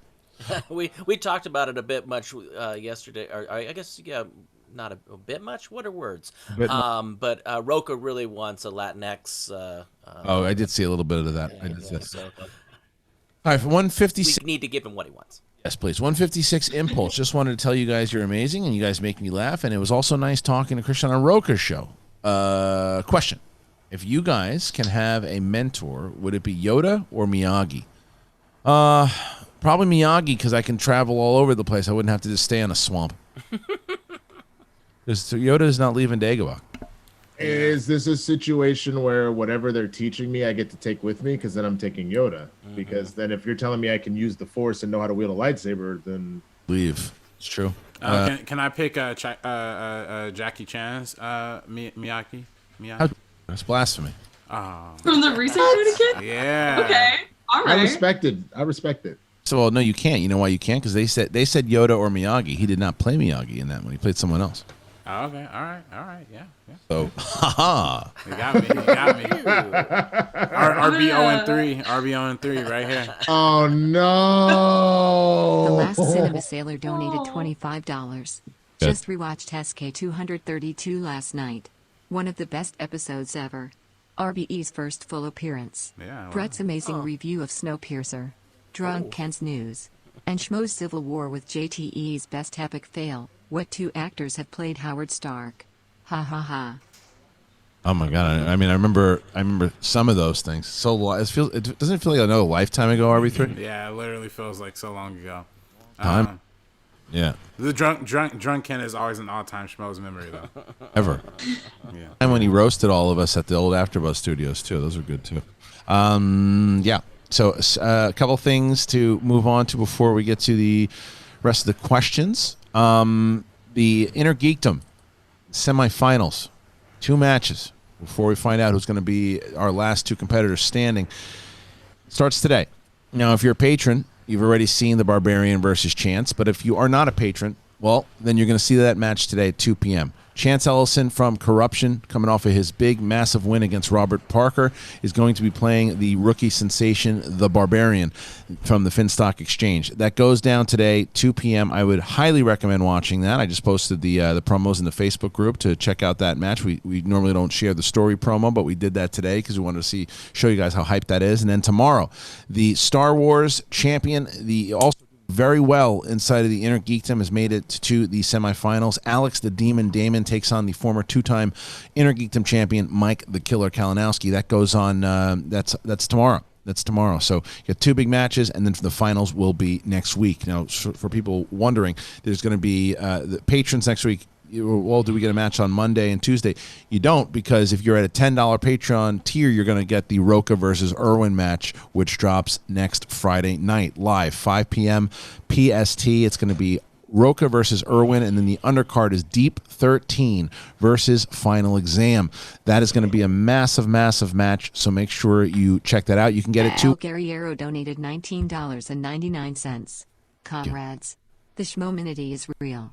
I have recently escaped their grips and will return to my mentor, the Outlaw, to prepare for this battle. Jeremiah may be our only hope. And whoever this RB4 is, I'm keeping an eye on you, for there can only be 3. That's right. But guys, if you want to check out, if you want to see the Roca and Irwin match and you don't want to miss this one, you can. Smets and Chandra are going to be the following week. Dan Merle's going to be playing the winner of Irwin and Roca, I think. There's so much happening right now, and so many more matches that are going to be happening. Who's the Boss is going to be playing in a match pretty soon. You're going to have Shazam playing on undercards. There's so much happening. So you can become a patron, $10 patron. You get all of those matches, and that is patreon.com/schmodown, or you can just get the matches that you want to see. If it's Roca and Irwin, that's the schmodownlive.com. Lastly, big match that you guys have heard us talk about, August 27th, big, massive doubleheader. We're going to have both Chris Jericho versus Kevin Smith in one of the biggest high-profile matches we've ever had in the Schmodown. And if that isn't enough, the Action War, Civil War finalizes on this date in a #1 contender match between Ben the Boss Bateman, the former champion of the world, going up against his former teammate Andrew Guy, the debonair, or whatever he is now, because he's just he's kind of, what will he take in with the Schmominati? We do not know, but it'll all come to a head on August 27th. So a lot to take in here, guys. Wait a minute. Did you say that Final Exam match is on the 31st, next Friday? It is. Oh God, I gotta go find Lon. How much more do we have of the show? Because I'm gonna have to, he likes to get lost. He's still wandering on the high. I mean, bro, the last time I found him was in an alley. I have no idea where he'd be this time, because I mean, once COVID kicks, like, all of a sudden, who knows? I don't know, but I look forward to seeing what the be doing for sure. So the Streamlabs.com, tons of stuff for you guys, tons of stuff. Never a better time to be a fan of the Schmodown right now. So Gregory Jensen donated $20. I know you guys talked about this yesterday, but I would like to know what Christian's level of excitement is for the rumored Lando series coming to Disney+. Love the show, drip drip. So people are asking me, do I think it's real? I do think it's real. Do I think that it's definitely going to happen? Not necessarily. Do I think that there's been talks about it, and do I think that it's in heavy discussions? I do. I think it is highly possible. Is it something I want to see? It depends. When it comes to Donald Glover, yes, he was the best part of Solo, and he was, to me, was he epitomized like what Lando was all about. So I would like to see him continued on, but I'd also like to see, playing off of what they kind of set up in Solo with the crime syndicate of Crimson Dawn. If he can get involved in that somehow, and it can tie into other things that he's going to be doing, except the fact that he was just having an affair with his hard drive, I want to see other things that are happening with his character. So I'm interested in, very similar to what we were talking about with the Tetris movie. Who's involved? Who's the showrunner? Who's going to be directing the episodes? So I don't poo-poo it by any stretch of the imagination, but I still want to see what they're going to do with it. I don't know where everybody else stood with it yesterday, Brett. I liked it. I thought it was cool. What did everyone else think? With everybody else, I think everybody was on board. RB3, don't you think? Nobody really was. Yeah, I think everybody agrees. I mean, we all agree how talented Donald Glover is. I guess the question becomes if he's just starring in it. If this happens, we kind of discussed if he's going to just star in it or if he's going to like also write it and produce it, potentially direct. We don't know. So that's the part I'm kind of wondering the most. How much creative control is he going to have, and how much creative control Disney's going to let him have. So I would even argue, like, I'm more concerned, is he even going to have time to do it? Because he's still doing Atlanta. There was another movie that he had on his docket that's slipping my mind right now. So I'm more like, I think the negotiations are, because he wouldn't put this in first chair, I don't think, because of all the other stuff he's already doing. That's well, I don't know. I mean, you dump a truck of money in someone's backyard. Maybe they change their schedule. Yeah, no, I know. He also just had a kid. Like, you know what I'm saying? Like, there's just a lot of stuff. Like, I mean, I guess the kid's almost 2 now, but he's already doing so much. That's where I'm curious. Doing a whole extra show. I think it opens up the possibility of having Emilia Clarke back. I think she does much better. I mean, and this is of course benefiting or just maybe being unfair, because my favorite thing that, like everyone else, that she's done is Game of Thrones. I would just like to. I think she strives more in television. I haven't liked really anything that she's done in film, and that I don't know. Last Christmas. Well, Last Christmas was atrocious. I mean, that was. I'll fight Roka to the death on that one. You thought it was good? It's a cinematic masterpiece, guys. I don't know what you're talking about. Oh my god! I don't know what you're talking about. That was next level. You see what the exchange has done to you already? It's been what, like 2 months? Jesus Christ, we done lost Sabrina. No, it's something. The thing is, I have like a guilty pleasure for those types of films. Sure. Like 13 Reasons Why is absolutely ridiculous and awful. I can like enjoy it and make fun of it. That was Last Christmas. Last Christmas is like. I respect that. Because that's like, yeah, it was as if a bull took a shit and started flying around and landed on a movie screen, but I liked it. So that I understand. But when it comes to like Roka is like, no, I don't know what people are talking about. This is like a really good movie. I'm like, and you think that Hobbit is better than Lord of the Rings? Yo, did we already talk about this? That Emilia Clarke, and it worked well for her being Queen of Dragons. She's an eyebrow actress like a mug, bro. And, like, it's just all here with her, which is why Last Christmas was too much for me, because she'd be like, "You're not a." I was about to spoiler alert, but nothing compared to dude. She did a movie. For you. That's what is it? Yes. Yes, it's so bad. She's like, "I love you." Her eyebrows are another character. Could name her eyebrows, all of them, because like she tones it down in Last Christmas, but she doesn't feel like she does that in Game of Thrones. But anyway, the point is, I thought she was, but I will say I thought she was good in Solo. I thought she was really good in Solo. I think so. And I think that I would like to see her revise the role of Kira, because I think that there's more story to tell there that they set up, and they can certainly get like Ray Park to play Darth Maul again, and then they could have Sam Witwer voice him again. That would be great. And if Lando fits into that, and maybe it's the Crimson Sun, like maybe that's what the story is. Maybe that the report of Lando getting his own series was misrepresented, and I don't know. This is me just kind of speculating. But what if it was because there were these rumors back in the day that Crimson Dawn was going to have their own show, right? if that's the case, then Winston, your problem of, well, how is he going to have this much time? Well, he doesn't need that much time. Then he just shoot the episodes that he's and the angles that he's going to be in. But if they lock him into the series, that would be cool. I'd be more down for a Crimson Dawn series with Donald Glover involved than I would an overall Lando series. I respect it. I think to address the question that Winston talked about earlier with having multiple his schedule. I mean, they're shooting Atlanta season 3 and 4 back to back apparently. Yeah. So I guess what they're gonna do is like I think what maybe he's doing is he's maybe clearing that out of his schedule for the next few years so he could focus on the Star Wars gig potentially. I don't know. But Last Christmas 2 is coming out next week. All right, let's get back on over here. Streamlabs.com/the Schmodown. Theodore Logan. Yesterday, Roca was mad that Harry Potter's Latino Wizard School is in Brazil, which he said wasn't really Latino. Portuguese and Spanish are both delivered from Latin, so Brazilians are Latino too. Fantastic Beasts 3 is set in Brazil and filming in Rio and so on. If you listen, this is John Roca we're talking about here. He's going to find an issue with what's the word? Oh, yeah, everything. All right. Sloppy Shit Lips says, 1 out of 2. Kristian, I listened to your interview with Roca last night, and it was a great interview. I just wanted to... Nicolaj donated $20. Hey, everyone. Yesterday was my birthday. Turned 38. Can I get Charles to wish me a happy birthday? Also, Winston is a brother from Mississippi. We ain't never brought ham hocks and greens into a theater. What's next, chitlins? Hell no, bro. Too funny. No, we ain't bringing... Cinema Sailor donated $25. Hello yet again.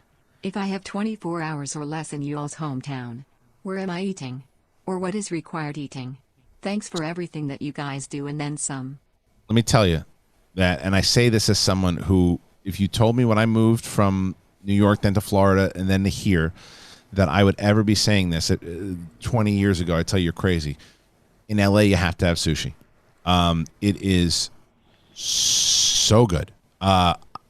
I never thought there would be a world where I would like it, and I'm telling you, you've never had You and Me, Winston. Be quiet. You and Me is the best sushi place. It is on. It's in Little Santa Monica, and it is delicious. I just my counter but then I just look like a little privileged shit. I studied abroad in Japan, so like I do enjoy sushi places here in California, but I also am kind of like. It's just I don't know. There's a little bit of bastardization that happens over here in the States, especially LA, because we're kind of pompous. But there's definitely good sushi. Like I still fucks with sushi out here, but it's like pizza here. It's like although there are 2 spots now apparently for you LA peeps, you got 2. You're gonna have the I mean there's Vito's and there's other stuff and they're fine. The Pizza Wagon of Brooklyn is the one I talk about all the time. I took the family. We got into the car. We had it. It's just incredible. Sherman Oaks. Now that's number 1. You've heard me many times over in New York talk about Prince Street Pizza.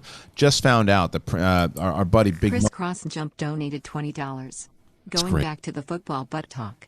Gonna toot my own horn as a wrestler. We carry the most cake, have the most skill, and can get you in more than one position. Wink, wink, no cap.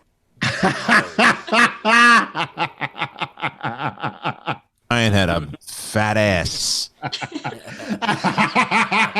I mean, Rikishi, I'm not gonna lie, Rikishi might have the biggest ass in all of sports, so it is what it is. But anyway, Prince Street Pizza is opening up on Sunset Boulevard soon. So that I texted Makuga last night. We're like, holy shit. I said, dude, if there was ever an excuse for the pandemic to be over, he goes, I'll eat that shit with a mask on. I was like, all right, that's fair.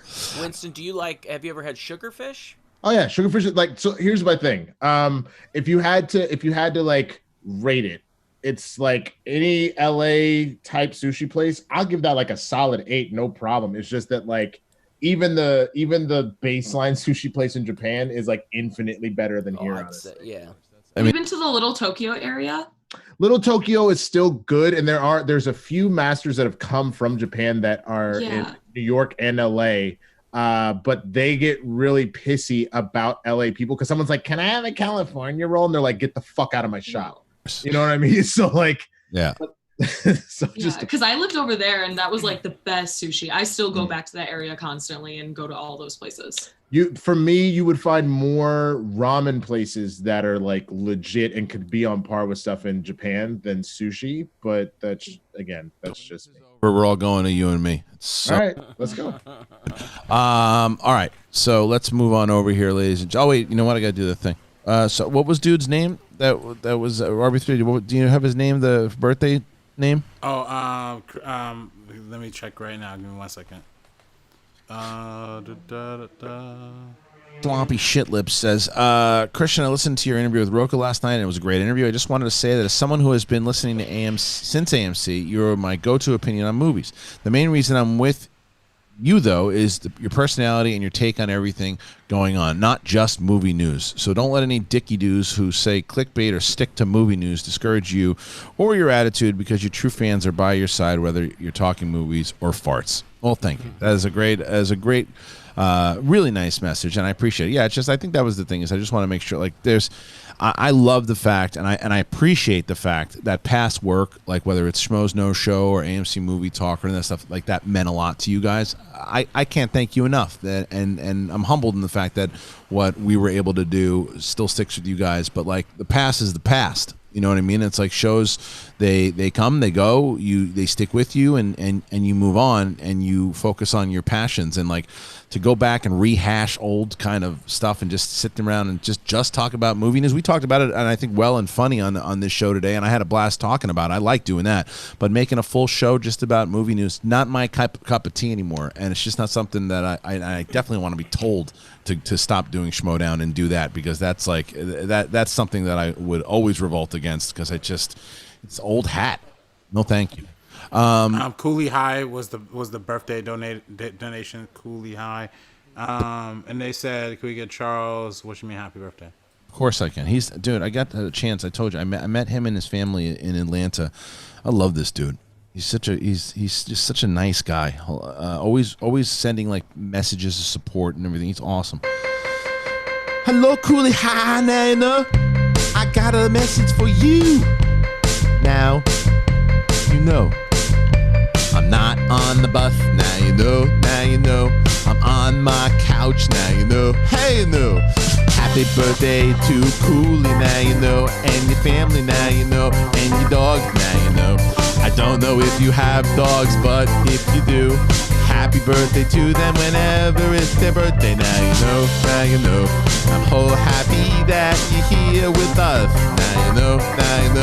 Hey Kristian, why don't you talk about movie news? I say fuck you, now you know. Happy birthday to Cooley, now you know. Hey, now you know. So happy to have you on the show. Brett is here, he read one of the stories, and he thinks he knows about all the news. Now you know, sitting on the show. Now you know. Hey there, guy. That's not your couch. What are you doing in my house? Please get out of my house. They're thrown to you. All right, let's move on over. All right. That takes me back to yesterday, Kristian. That's right. Lucas Shashek, who says, no, that was a Schmobot. Thank you so much. D Train also puts in a Schmobot. Appreciate that. Have some soup. Happy Thursday, y'all. Kristian, would you ever consider doing a Schmodown watch along on the Schmodown Patreon? I love to see Roka and Mance react to the Bestman match. Much love to everyone. Hey, Sabrina, we have done those, and we've actually recorded a few of them that we're going to. United Horse donated $50. Great show, everyone. Can I get Pacino planning to take a trip to COVID-free New Zealand with Obama and Anaconda Brett? Sure. Anaconda Brett and Obama going to New Zealand. RB3, maybe we turn the Schmobot off until we're done with this one, because who knows how long. Oh, there was one other one we had to do, right? It was like Cat Williams and something doing something. We'll find it. Let's see. Let me find the Anaconda Brett first. I don't know. Did I get rid of that? I might have got rid of it. Try this. Okay. Getting on a plane. I'll tell you why. Try to go get a slice of pizza in my neighborhood. Everybody's coughing. Got me scared. I said, nah. Got myself a plane. Get on there. Say, hello, Obama. Get on there. What are you doing? Hey, ho, ha. Before we take off, do any of you want the vaccine? Because, I've had it for a while. Do I want the vaccine? Okay. Well, I'll tell you what. Yes, I do. Great. Will you take it, and then we can go find some hobbits? Now, why you got a machete over there? I want the vaccine for the snake that keeps biting me. I don't need a vaccine for the coronavirus. I'm immune because I've been bitten by snakes so many times. It's not a snake. That's a garden hose. Oh, wait, that's a snake. Okay, you did. You did. You did.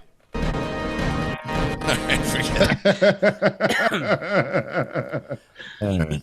I haven't done that one in a while. That became very Ren and Stimpy-ish. You idiot! Stimpy, you idiot. Talk about. There's a Ren from Footloose. Okay. No, I'm not from Footloose. So the next one. This was David Michael, Star Wars question. I got a shocker here, right? So Alden Ehrenreich says there might be more solo movies coming.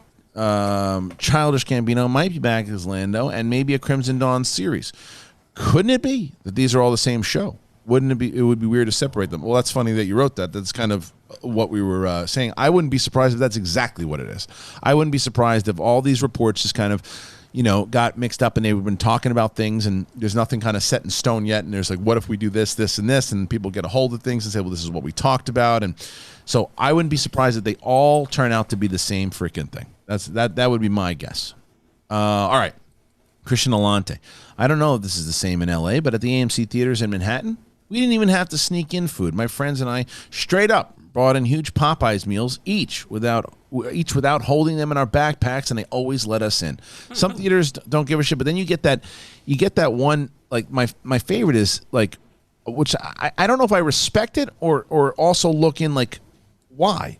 There's because the movie theater employees, there's this one particular guy, I don't know if he's there anymore, at the AMC near my place, and I would always go in and get food and everything too, but I don't like their water. I don't like the Dasini. I made it very, very clear in this show. Salt.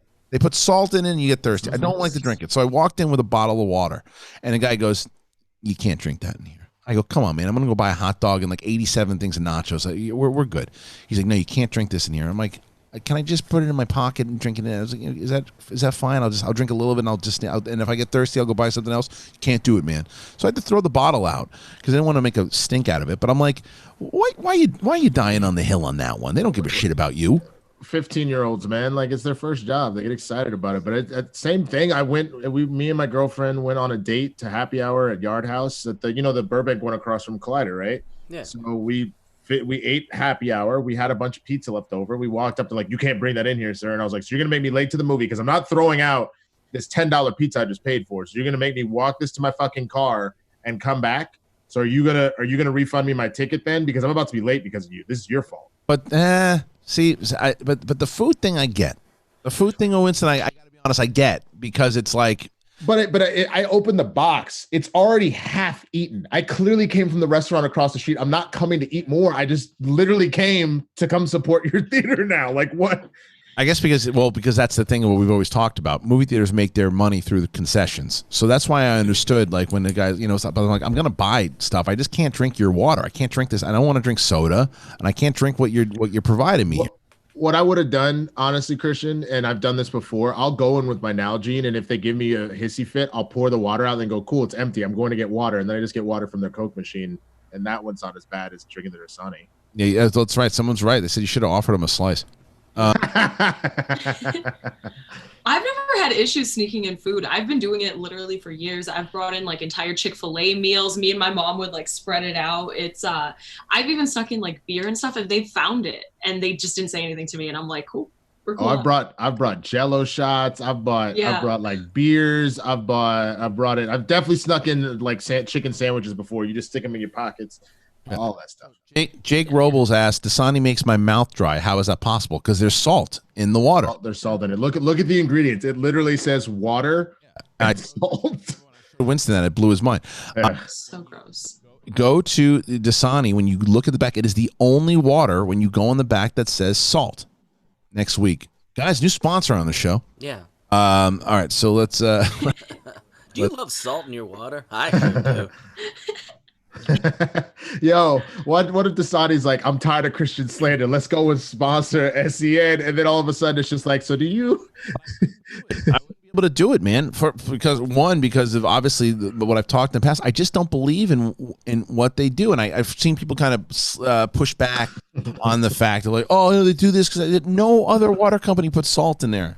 They do it because of exactly what that dude just said. Your mouth gets dry and you want another one. Like, I've been forced to drink it when I've had nothing else, and I slammed down that bottle, and I feel like I just chugged down the ocean. And it's like, yeah, it sucks. All right, moving on here.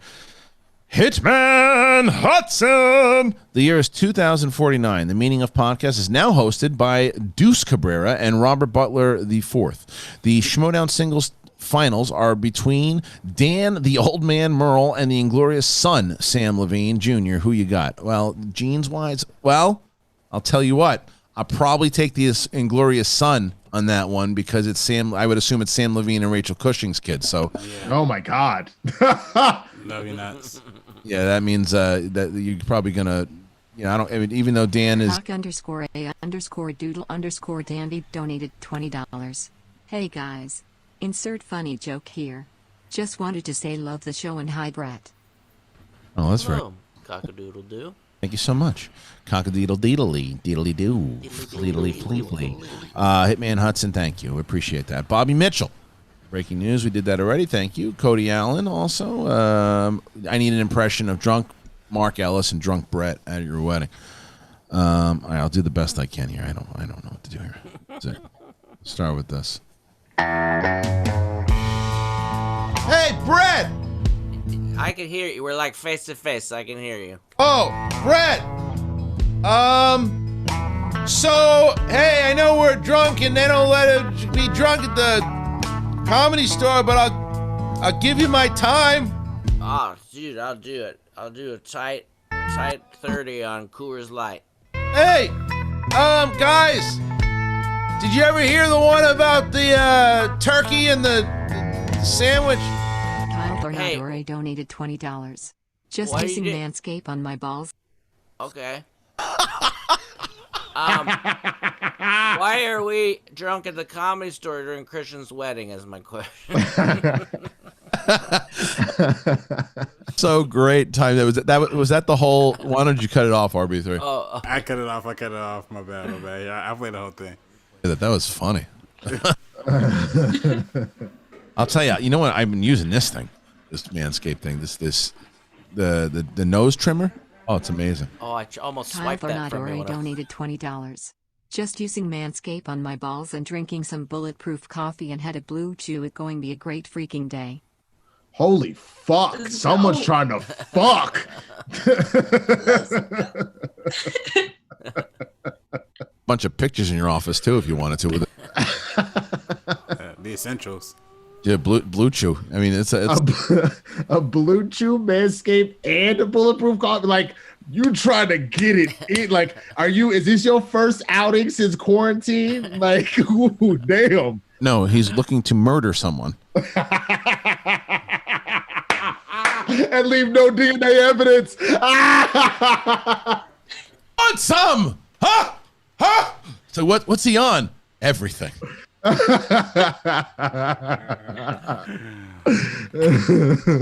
shoot. Blue chew. We haven't talked about the blue chew in a while. Right. It's no joke. All right, Hitman Hudson. Thank you.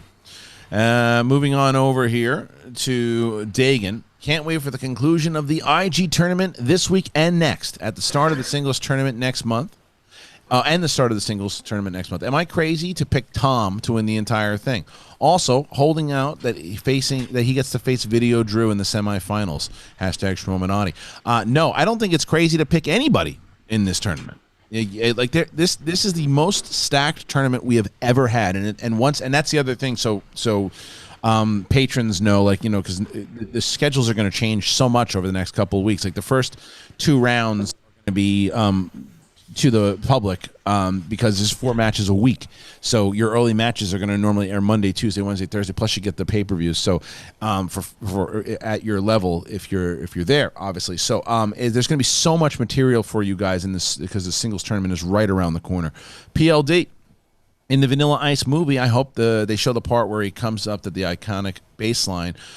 Wait, I hope they show the part where he comes up that iconic bass line from the Under. He stole the bass line from Under Pressure by Queen. It's the same, like do do do do. Yeah. Okay, It's like but I did. Wait, was it the still or was it a sample? Like, it gotta be a sample, right? Like, I don't know. Well, he says it's completely different. That's why there was a whole lawsuit about it. The Winston did exactly what there was, like, I don't know if it was an interview, but it was like, no, mine is da da da da da da da. You know, like that was, I remember. Suppose when you get permission, he had no permission, just. I just claimed it was completely different, but my dude just said da da da da da da da. Now his was da da da da da da da. Try to like. I wonder if they are going to cover when Suge Knight almost dropped him. I was just about to say. I was just about to say that because you read my mind. Like, they gotta have that scene in there. That's like a famous like scene that's like confirmed. That's crazy shit. Patricia Metz. 2 rules for talking in a movie. 1, don't talk over dialogue. 2, talk about the movie or react. It can add to the movie experience. There are certain times, for sure.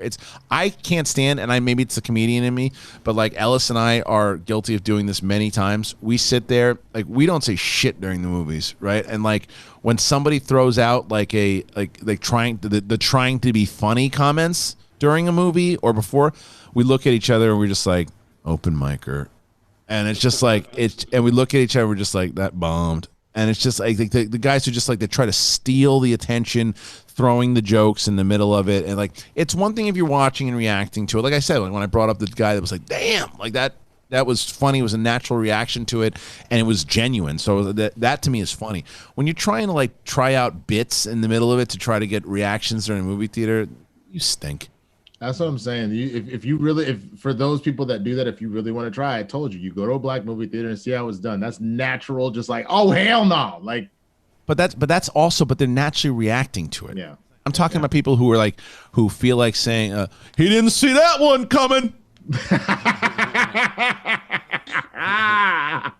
You know, it's gonna leave a mark. Yeah, right. Damn, he ain't gonna be Rush Hour 3. It's like, should have ducked. They might as well just follow it up with,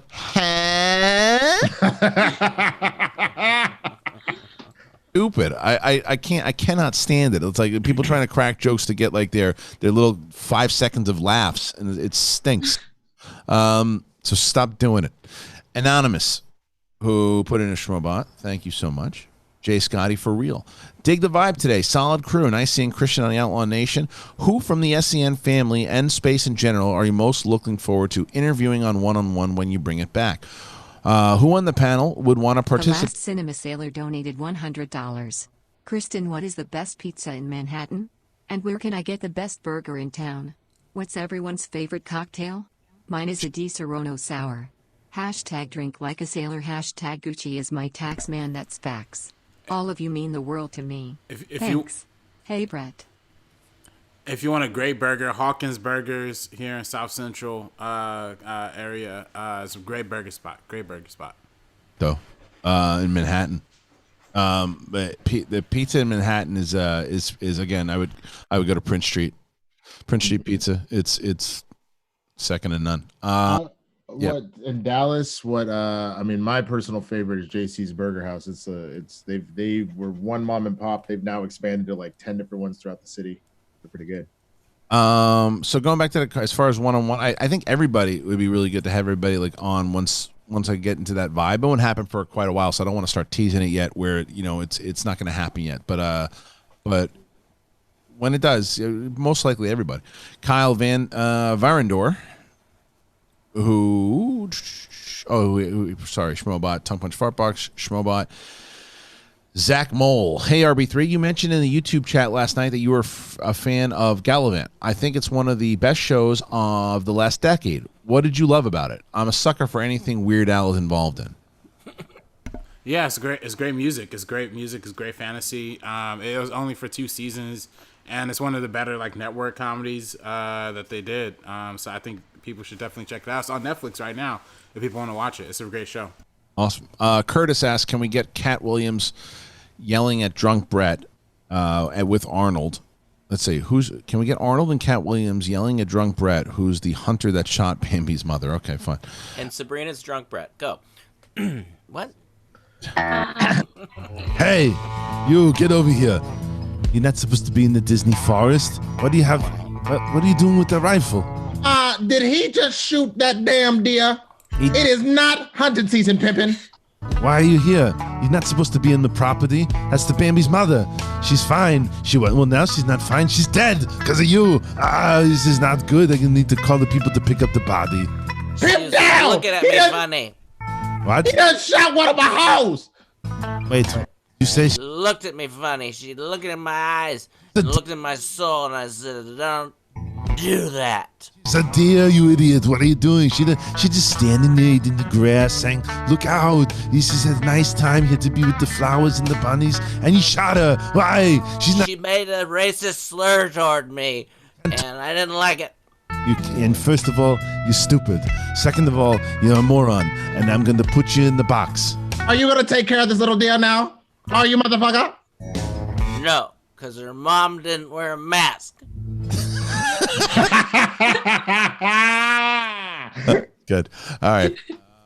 Moving on. I was looking forward to see Sabrina's rendition of Drunk. I was Drunk. about to. I was ready. I'll let you take this. Go again. Fuck it. Drunk Sabrina. Drunk Sabrina? Okay. Let's see, your question. Oh, yeah. You were just caught bringing in food to the movie theater. Excuse me, miss. What are you doing? Hey. What do you mean, hey? You had food in your... I don't know what you're talking about. You have a big steak sandwich in your right hand. You can't bring it in. What? No. I don't know if you've seen me. I'm on SEN Live. I think I can bring in anything to anywhere. That show does half the views it did 6 months ago. I don't care about it. Well, you know what? We're still here. We're still thriving. And honestly, I just really want to go see my movie. So if you could just please, let me be. Oh, I don't care. I get paid $4. I have to pee. So. Hey, baby, they let this other woman bring in the collard green. Get the collard greens. Bring the collard greens. RB3 like that one. That was good. Keep going. He trained the Washington football team, who should be called the Washington Sentinels. Gene Hackman should be the head coach, and Keanu Reeves should be the quarterback. Points to whoever guesses the movie reference. That's the placements. Yeah, that's it. I would love to watch the sellouts. I love that one too. I'm sorry, can't help it. I liked it. You did nail it. All right, let's see. Let's go back on over. We have about 7 minutes to try to get through as many as we can. So I am so sorry. I'm so sorry. Sir Lord Attenborough. Hey guys, happy Thursday. Christian, I enjoyed your. Oh, we did that one already? No. I enjoyed your appearance on the Outlaw Nation show yesterday. Top 3 films for me are Matrix, Big Lebowski, and Shawshank. Also great ones that probably could have appeared in mine also. So that's a really good one. Those are really good ones. I like that a lot. A lot of different comments in here that we're probably gonna have to carry on tomorrow because we had a lot of good conversation and funny goof today. Lucas J. Shashek puts in a Schmobot. Thank you, David Michael.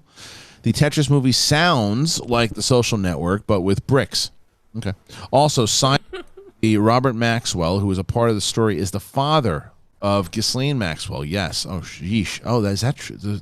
Wow. Wow. Damn. The Flying Cow. Hey, Christian. Just want to clarify. Tournament is scheduled to start 8:10. Singles championship is 8:14. There are 4 tournament matches a week, starting with play-ins, I assume. Yes. If Irwin beats Roca, Sabrina Kemp wouldn't be finalized until after the title match. No, right. That's right. If Irwin beats Roca, then we wouldn't be able to finalize until after the title match. That is correct. If Roca beats Irwin next week, then Sabrina will be in the tournament and we can finalize it. So it all rides on Roca's shoulders of whether or not Sabrina is going to play next week. The Last Cinema Sailor put in a Schmobot. Thank you so much. Ronan, accuser of the brethren. Andre Ward once revealed that after Roy Jones won the heavyweight title, he was offered $50 million to fight Tyson. But Jones dropped 25 pounds in 8 months. Kyle Tornadore donated $20. Last donation for the day made that last ad seem real. Thanks for everything. Hey, Brett. That was awesome. Thank you very much. Andre Ward revealed that, but Jones dropped 25 pounds in 8 months to fight Tarver first. That rabid muscle loss damaged Jones's reflex and durability permanently. Yeah, it was crazy. He did that. I mean, I would, I don't know. I guess because Tarver kept calling him out. Haskell 420, hey gang, awesome show. As usual, just wanted to give a huge shout out to Ace and RB3 and tell people to subscribe to the First Cut YouTube channel in the meaning of, as today's episode is dedicated to the King of Sweaties, the icon and legend John Schnepp. It's great. That's awesome. Do you guys did that for the anniversary of his passing, RB3? Yes, yeah, we did a throwback episode for our episode on John Schnepp on First Cut. So be sure to check that out and help us get to 3K too, people. We're so close to 3K. We're just like 100 short or something like that. So yeah, help him out. Go subscribe today, guys. Sir Lord Attenborough. Hey guys, happy Thursday. Kristian, we did that one already. We did that one. Sorry. Last Cinema Sailor, El Guerrero, Gregory Jensen, all put in Schmobots. Sir Lord Attenborough, my girlfriend and I are currently watching The Sopranos, but once we finish the show, we're debating between The Leftovers or Barry. I would go Leftovers. Have you seen either? Both? Which do you recommend we start? I'm also open to hearing other recommendations for everyone. Leftovers is a very underrated show. 3 seasons of just pure greatness that I don't think enough people talk about. Anybody else? Golden Eyes donated $20. All the cake talk made a question pop in my head. What is your favorite physical feature about yourself? Not on the air. Sir Lord. Nice. I was gonna say with Barry versus Leftovers. Leftovers is very depressing.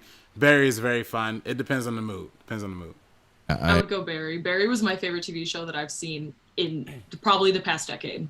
I like Barry a lot from what I saw. Everybody hyped up that one freaking episode, and I thought it was just too outrageous for me, and I just kind of didn't go back to it yet. I got to finish it up, but like I did love Leftovers. Either my ass or my eyes. Oh, there you go. Yeah, my beard. That's my favorite. My beard. Cool. My smile. Oh, there you go. Oh, that's my favorite. You gotta be RB3. You gotta be a laugh. Yeah, laugh. Is that physical? I was gonna say beard, but yeah, maybe laugh. Same thing. Will y'all stop rubbing in the fact that I can't grow a goddamn beard? That's right.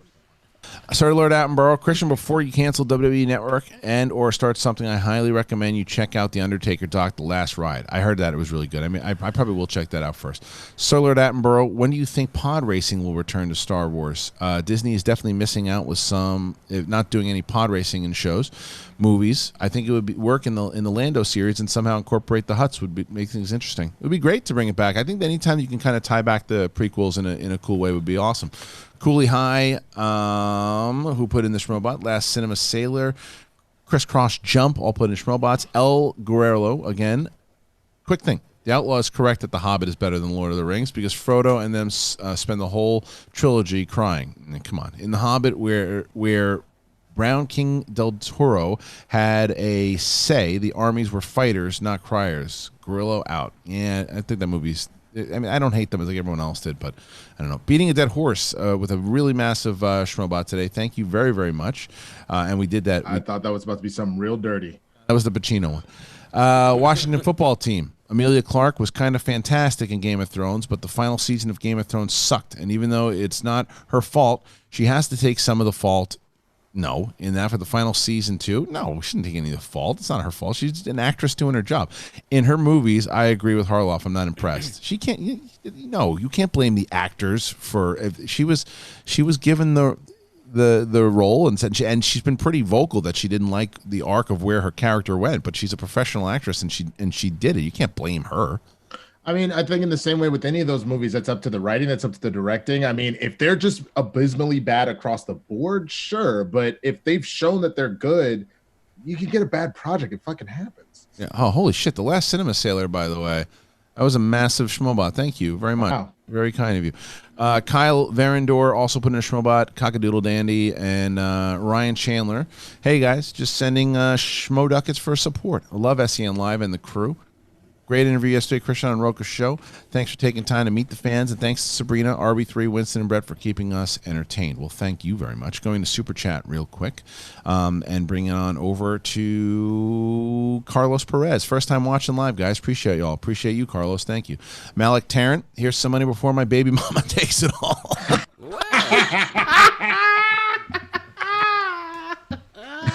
Oh, no. Good. Topic: favorite voice actors, not including celebrity voice performances in movies. Example: No Genie from Aladdin. It's a good one to think about for sure. Malik Tarrant again. Here's some more money for adventures. Curbside Prophet, Tetris, the block is hot. Curbside Prophet, Tetris, ownership blocked. Malik Tarrant, The Force Awakens, Her, and The Awkward Moment. That's his movies. Richard Jensen, announced yesterday, Cobra Kai season 1 and 2 will hit Netflix on the 27th. Looking forward to that. Samiri Testify, miss being at Comic-Con. My first was in 2009. Me and my friends went to see James Cameron's show, a 10-minute preview of Avatar. It was magical, and it got us so hyped for the movie. What was your first experience at Comic-Con? And we'll answer that in a second. And Camacho just put in a schmoba. Thank you. So my first experience was actually with my ex-girlfriend when I wasn't involved in this business at all. I went in 2004 or 2005. I think it was 2004. And it was 2004. And I went there, and I remember wandering by and kind of just doing my own thing for a second, and I saw that this pilot was airing, and they showed that. And I said, what was the pilot? Everybody was going nuts in there, and they said, it said something called Lost. And they had screened Lost there, and then I was at the panel for when they announced the Revenge of the Sith name. So those are the memories I remember. I've never been. This was supposed to be my big year. Never went to Comic-Con. That's right. Shit. Yeah. My not fondest memory, but one of the memorable memories we talked about yesterday on First Cut Live was this actually was my first Comic-Con. It was my second Comic-Con. When we saw The Killing Joke, and literally it was super late at night, and everybody just hated it. Like, everybody was so mad to the point where they did a Q&A after with the crew, and like people started cursing out, like the producers and the directors. They started cursing out and bad. Donated $20. Great to see my 5-year-old people love y'all. Also, please subscribe to Blurds and Hood. The homies Jay Washington and the Winston are putting in that work. Yeah, they are for sure. Check that out. So, yeah, they were going nuts in The Killing Joke, RB3? Yeah, because people were like, yeah, this is the worst portrayal of a female character I've ever seen in a comic book movie ever.